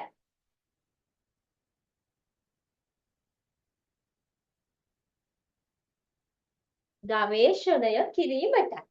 එබැවින් මෙම කාලය තුල එබැවින් මෙම කාලය තුල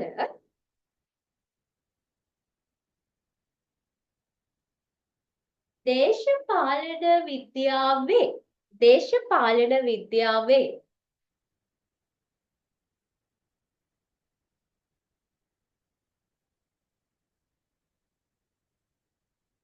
ප්‍රධානතම තේමාව ප්‍රධානතම තේමාව ප්‍රධානතම තේමාව ඌයේ පුතේ කළු පෑනකින් හරි වෙන පෑනකින් හරි ලස්සනට ලියා ගන්න. රාජ්‍ය සහ ආණ්ඩුව පිළිබඳව හැදෑරීමයි. රාජ්‍ය සහ ආණ්ඩුව පිළිබඳව හැදෑරීමයි.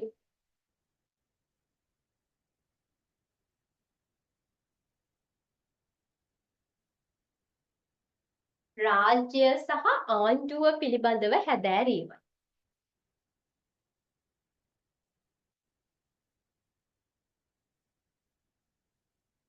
අයමත් නොවල් නිල් පෑනින්ම ලියා ගන්න. හරිද?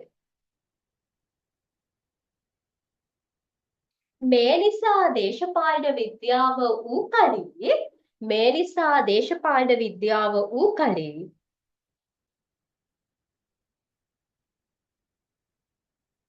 රාජ්‍ය සහ ආණ්ඩුව පිළිබඳව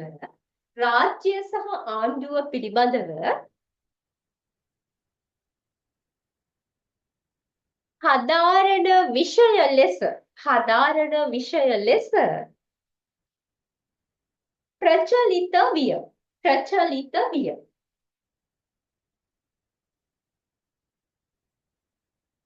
ප්‍රචලිත විය. ඒ අනුව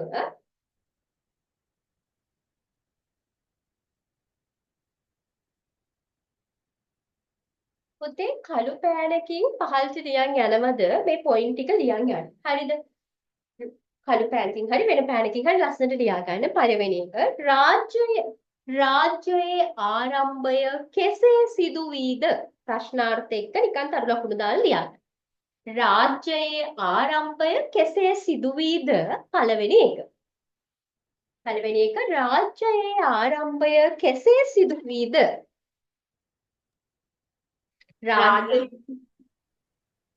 මොකද පුතේ? රාජ්‍යයේ ආරම්භය කෙසේ සිදු වීද? දෙවෙනි එක රාජ්‍යයේ අරමුණු මොනවාද?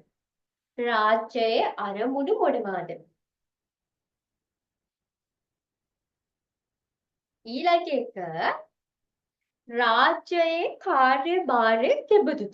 රාජ්‍යයේ කාර්යභාරය කෙබඳුද?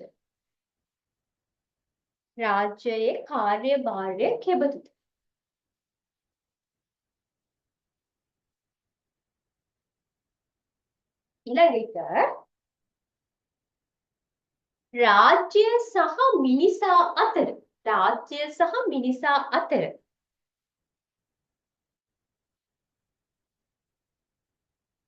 සබඳතාවයේ ස්වරූපය කෙසේද?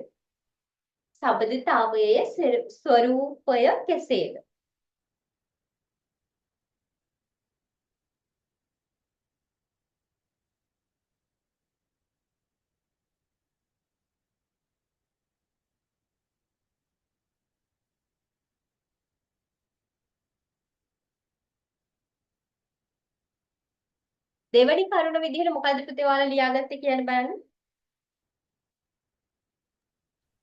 රාජ්‍යයේ අරමුණු මොනවාද? හරි අරමුණු මොනවාද? හරි. ඊට පස්සේ ඊළඟ එක රාජ්‍ය හා මිනිසා අතර ඇති ස්වરૂපය. රාජ්‍ය හා මිනිසා අතර ඇති සබඳතාවය. එහෙම බලන්න. රාජ්‍ය හා මිනිසා අතර ඇති සබඳතාවය. සබඳතාවයේ ස්වરૂපය කෙසේද?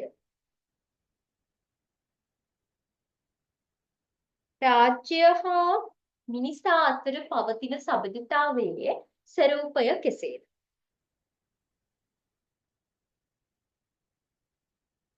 ඊළඟ එක රාජ්‍යයේ බලයට මිනිසා අවනත විය යුත්තේ කෙසේද? අවනත විය යුත්තේ කෙසේද?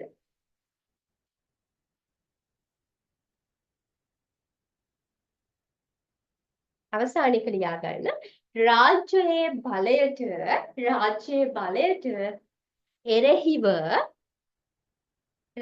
බලයට එරෙහිව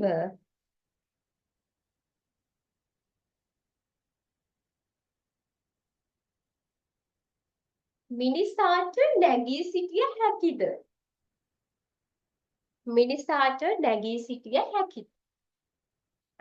ඊට පස්සේ ඡේදයක් විදිහට ලියා ගන්න. යන කරුණු පිළිබඳව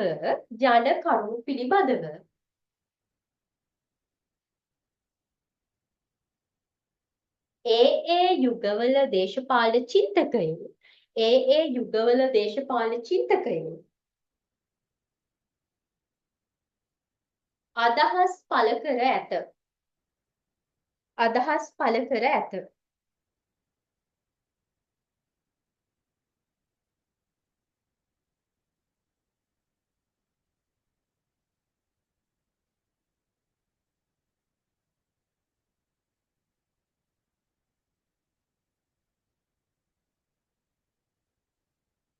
අදහස් පළ කර ඇත.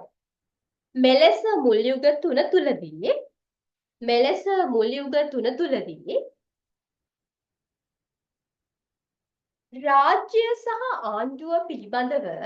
රාජ්‍ය සහ ආණ්ඩුව පිළිබඳව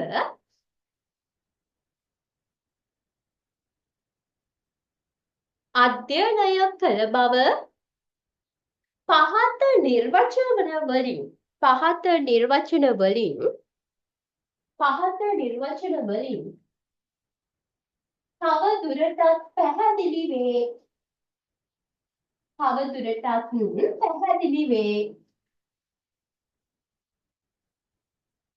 තව දුරටත් පැහැදිලි වේ. හරි පුතේ ලස්සනට කළු පෑනකින් උද්ෘත කමා ඇතුලේ මේ නිර්වචන ටික ලියා ගන්න. පළවෙනි එක උද්ෘත කමා ඇතුලේ දේශපාලන විද්‍යාව වූ කලී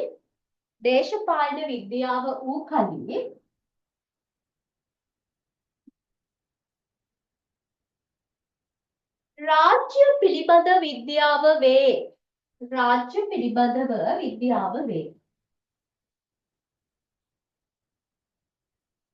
ඊට පස්සේ ඒ උද්ෘත කමා වහන්න යටින් වරහන් ඇතුලේ ලියා ගන්න. ඒක යටින්. ඒක කියලා තියෙන්නේ රේමන් ජී ගෙටල්. අකුරු හරියට තියාගන්න. රේමන් ජී ගෙටල්. හරිද? රේමන් ජී ගෙටල්. අකුරු හරියට ලියා. රේමන් ජී ගෙටල් තමයි ඒ නිර්වචනය කියලා තියෙන්නේ. දෙවැනි නිර්වචනය උද්ෘත කමා ඇතුලේ ලියා ගන්න.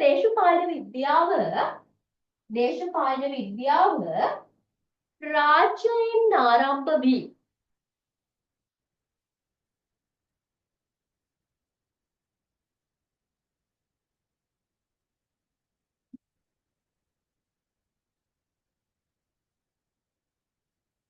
රාජ්‍යයෙන්ම අවසන් වේ. දේශපාලන විද්‍යාව රාජ්‍යයෙන් ආරම්භ වී රාජ්‍යයෙන්ම අවසන් වේ. මහාචාර්ය ජේ.ඩබ්ලිව් ගාර්නර්. හරිද? ඒකේ උද්ෘත කමා වහලා යටින් ලියා ගන්න මහාචාර්ය ජේ.ඩබ්ලිව් ගාර්නර්. ඊට පස්සේ පුතේ තුන්වෙනි නිර්වචනය ලියා ගන්න. ආර්ථික විද්‍යාව මගින්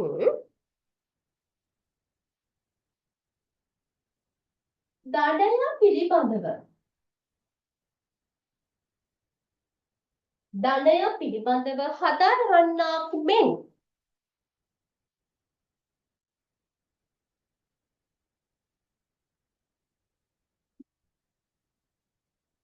ධනය පිළිබඳව හදාරන්නාක් මෙන්. ජීව විද්‍යාව මගින්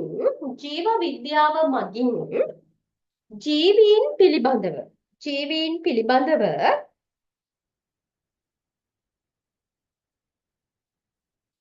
හදාරන්නාක් මෙන්ම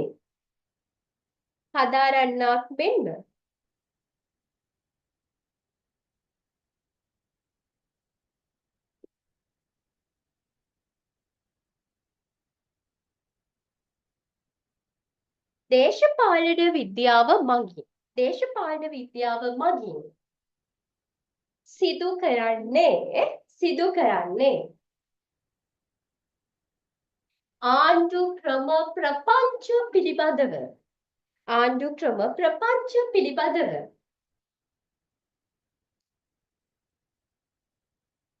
අධ්‍යයනය කිරීමයි උද්දෘතකම වහලා වරහන් ඇතුලේ ලියාගන්න. මහාචාර්ය සර් ජෝන් සිලි.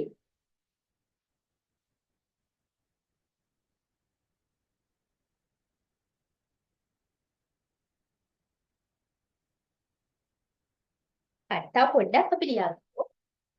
15 වෙනි වෙනම ඡේදයක් විදිහට 15 වෙනි සියවසෙන් පසුව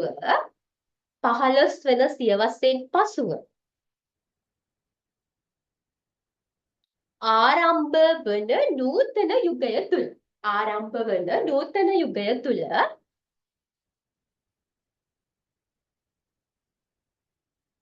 දේශපාලන විද්‍යාවේ තේමාව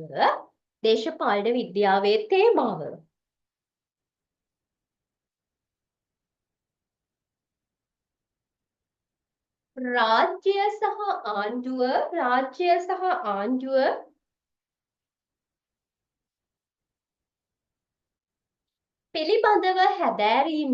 පිළිබඳව හැදෑරීමෙන්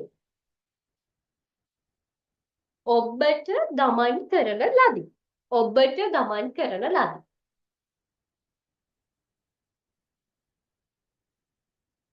ඒ සඳහා බලපෑ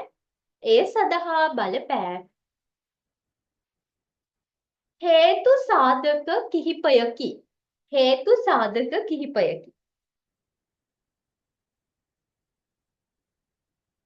හරි.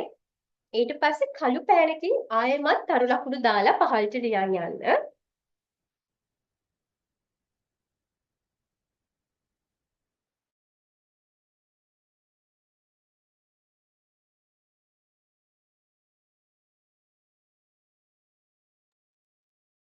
හරි. පළවෙනි එක ජාතික රාජ්‍ය ක්‍රමයේ ආරම්භය.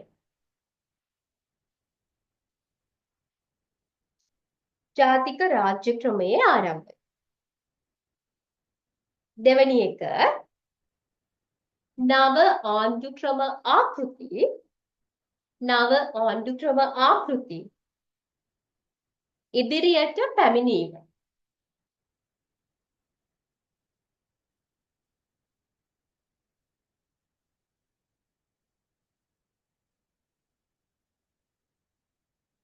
තුන්වෙනි එක නව අධ්‍යයන ක්‍රම ඉදිරිපත් වීම.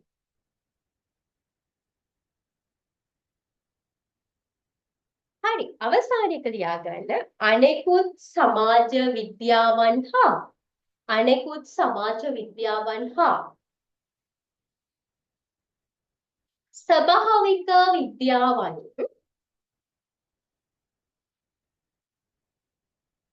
අධ්‍යයනය කිරීමෙන්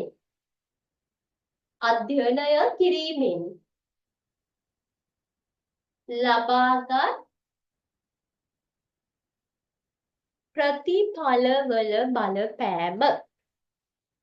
ප්‍රතිඵලවල බලපෑම.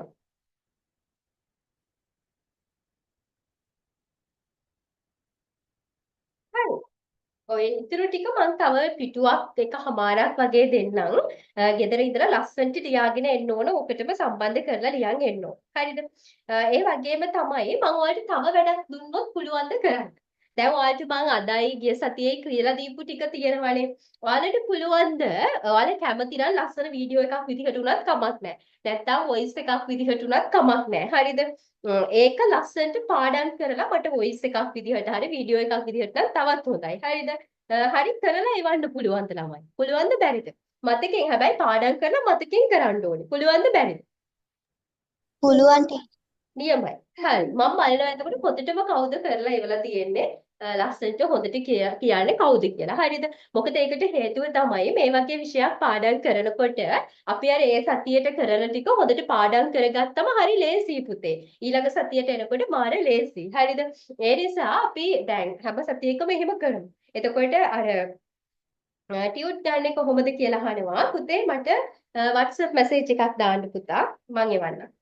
හරි ටියුට් අනික් අයට හම්බ වුණා නේද? ඉල්ලපු මං හිතන්නේ අවුරුද්දට කලින් පෝස්ට් කරා හැමෝටම වගේ හම්බ වෙන්නේ නැති නේද? ඔව් ටීචර්. හරි.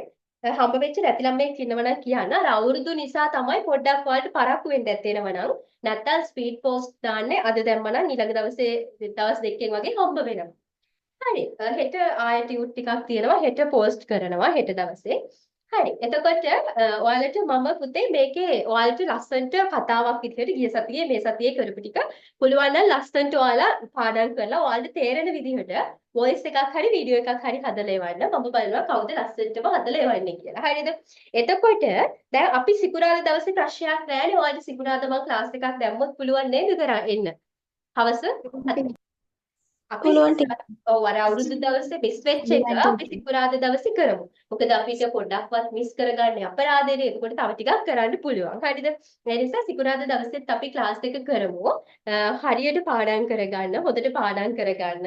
ඔයාලා නෝට් පොත ලස්සනට තියාගන්න පුතේ. පුළුවන් නම් ලස්සන පිට කවරයක් දාලා ලස්සනට පොත තියාගන්න. නෝට් එකත් හරීම පිළිවෙලට ලියන්න. මට ගොඩක් ළමයි එවලා තිබ්බා. හරිම ලස්සනට ලියලා පිළිවෙලට ලස්සනට ලියලා මට එවලා තිබ්බා. ඒ වගේ ඉස්සරහට දිගටම ওই විදිහටම වැඩ කරන්න. හරිද? මේක බෝරින් කරගන්න එපා. එපා වෙනවා කරගන්න එපා. ආසාවෙන් ඉගෙන ගන්න. හරිද? එතකොට හරි ලේසි. ගොඩක් ළමයි කියනවා එක්සෑම් ලඟ වෙනකොට අනේ මට මේ පාඩම අමාරුයි, මේක අමාරුයි, මේ විෂය අමාරුයි. ඔහොම කියනවා. හැබැයි ඔයාලා එහෙම වෙන්න බෑ. 2027 ළමයිට තව ගොඩක් කල් තියෙනවා. අවුරුදු දෙකක් තියෙනවා. ඒ නිසා ඔයාලට තව ගොඩක් කල් තියෙනවනේ. ඔයාලා මහන්සි වුණොත්, ඔයාලා හරියට වැඩ කරගත්තොත් අනිවාර්යයෙන්ම ඒ තුනකට යන්න පුළුවන්. අර කරන්ට් එක ගියපු වෙලේ මම අහලා හිටියා ඔයාලා යන්න කැමති කැම්පස් එක මොකද්ද කියලා. ගොඩක් අය කියලා දෙපා පේරාදෙණිය කැම්පස් එකට යන්න ආසයි කියලා. ඔව් පේරාදෙණියේ කැම්පස් එක කියන්නේ මාරම ලස්සන කැම්පස් එකක්. නිකන් මල් වත්තක් වගේ. හරිම ලස්සනයි. එතකොට ඔයාලා ටාගට් එකක් තියාගන්න ඒ වගේ. මම මේ කැම්පස් එකට යනවා. මෙහෙම රිසල්ට් එකක් ගන්නවා. එහෙම හැම වෙලෙම හිතන්න. එතකොට ඒක බැරි වෙන්නේ නැහැ. මං ගිය සතියේත් කිව්වා අපි මොකක් හරි අරමුණකට දිගටම හිතන්න ඒක අපේ හිත නිකන් මේකට වැඩ කරනවා. ඒ විදිහට ඔයාලත් දැන් වැඩ කරන තැන ලස්සනට තියාගන්න. ඉස්සරහට යන්න කැමති කැම්පස් එකක් ෆොටෝ එකක් පුළුවන් නම් ලුක් කරලා ගහගෙන තියාගන්න. මොකද අපේ හිත හැම වෙලේම දකින්න දේ අපේ යටිහිතට යනවා. එතකොට ඒක කොහොම හරි ඒක කරගන්න ඕනේ කියලා අපිව මහන්සි වෙනවා. ඒක නිකන් අර 아무තු දෙයක් නෙවෙයි. ඔයාලා අහලා තියර මේ ඒ කියන්නේ අපි හොඳ විදිහට හිතුවොත් පොසිටිව් හිතුවොත් ඒ දේ වෙනවා. ඒ නිසා ඔයාලා හැම වෙලේම අර මම කැම්පස් යනවා, මම කොහොම හරි හොඳට වැඩ කරනවා, මම ලෝයේ කෙනෙක් වෙනවා. එහෙම හොඳ අරමුණක් තියාගන්න. එතකොට බෑ කියලා දෙයක් නැහැ ළමයි. ඒ නිසා ගන්න රිසල්ට් එක සුපිරිම රිසල්ට් එකක් ගන්නවා කියලා හිතාගෙන වැඩ කරන්න. දැන් 2026 අපේ ළමයි ඉනවා A9 ගත්තු ගොඩාක් ළමයි ඉන්නවා ක්ලාස් එකේ. මොකද ඒ කට්ටියගේ එකම ටාගට් එක තමයි කොහොම හරි ලෝ ෆැකල්ටි යනවා. එහෙම හිතාගෙන අර A9 අරගෙන ආර්ට්ස් කරලා කොහොම හරි ලෝ යන්න හිතාගෙන ගොඩක් අය කරන අයත් ඉන්නවා. ඒ අතර ගොඩාක් හොඳට වැඩ කරන ළමයි ඉන්නවා. අපි ඉස්සරහට ක්ලාස් එකේදී පේපර්ස් කරනවා. එතකොට MCQ ප්‍රශ්න කරනවා. ඒ වගේ ඒවා කරනවා. අපි මේ මාසේ අවසාන සතියේ පොඩි පේපර් එකක් දෙන්නම් මම. ඔයාලට කරපු ටිකෙන් පේපර් එකක් ලියන්න දෙන්නම්. මේ සතිය අවසාන දවසේ කියන්නේ 28. අපි 28 පේපර් එකක් කරමුද ළමයි? ආ ටීචර්. හරි අපි 28 වෙනකොට මේ ආයෙ සිකුරාදාත් කරනවනේ ඒ ටිකත් කරලා අපි 28 පොඩි පේපර් එකක් කරලා බලමු හරිද එතකොට ඔයාලට ඒ විදිහට අපි මාසිකට සැරයක් පොඩි පේපර් එකක් ලියලා තියරි කොටස් විතරක් නෙවෙයි පේපර්ස් උත් කරගෙන ඒ විදිහට ක්ලාස් එක කරගෙන යමු එතකොට ඔයාලට එච්චර අමාරු වෙන්නේ නැහැ හරි ලේසි හරිද සාමාන්‍යයෙන් දවසට පැය දෙකක් අපි ක්ලාස් එක කරනවා සතියට පැය දෙකක් ක්ලාස් එක කරනවා එතකොට දැන් අද මේ මුල් දවස් නිසා මම අදට දැනට නතර කරන්නම්. තව විනාඩි 15ක් විතර තියෙනවා. අපි සාමාන්‍යයෙන් පැය දෙකක් කරනවා. හරිද? අපි සිකුරාදා කරනවා. සිකුරාදා පැය දෙකම කරනවා. මේ මුල් දවස් නිසා ඔයාලට ඕනිවට වඩා උගන්වන්න ගිහලා ඊට පස්සේ ඔයාලට මේ ටික එපා වෙයි කියලා දෙන දෙකෙත් මතක නැති වෙයි. ඒ නිසා අපි සාමාන්‍යයෙන් අපේ සතිය ඉඳලා පැය දෙක කරගෙන යන්න. හරිද? කරපු ඒ වගේ ප්‍රශ්නයක් තියෙනවද පුතේ? කියලා දුන්න තැන් තේරෙන්නේ නැති තැනක් තියෙනවද? ප්‍රශ්න තියෙනවද ක්ලාස් එක ගැන මොකක් හරි කාට හරි ප්‍රශ්න තියෙනවනම් අහන්න පුළුවන්. මොනවද ප්‍රශ්න තියෙන්නේ? ප්‍රශ්න තියෙනවද? නෑ ටීචර්. හරි. එතකොට චානු ප්‍රශ්න තියෙනවද? නෑ ටීචර්. හරි. තේරුණාද ප්‍රශ්නයක් නැද්ද? තේරුණා ටීචර්. හරි. එහෙනම් අර වැඩේ කරන්න. හරිද? දැන් මම ඔයාලට පිටුවක් දෙකක් දාන්නම්. ඒකත් නෝට් එක ලස්සනට පොතේ ලියාගෙන සිකුරාදා එනකොට එන්න. හරිද? එහෙනම් good night bye උත්සන්නයි හැමෝටම. පරිස්සමෙන් ඉන්න. උත්සන්නයි ටීචර්. හරි. නෑ ටීචර්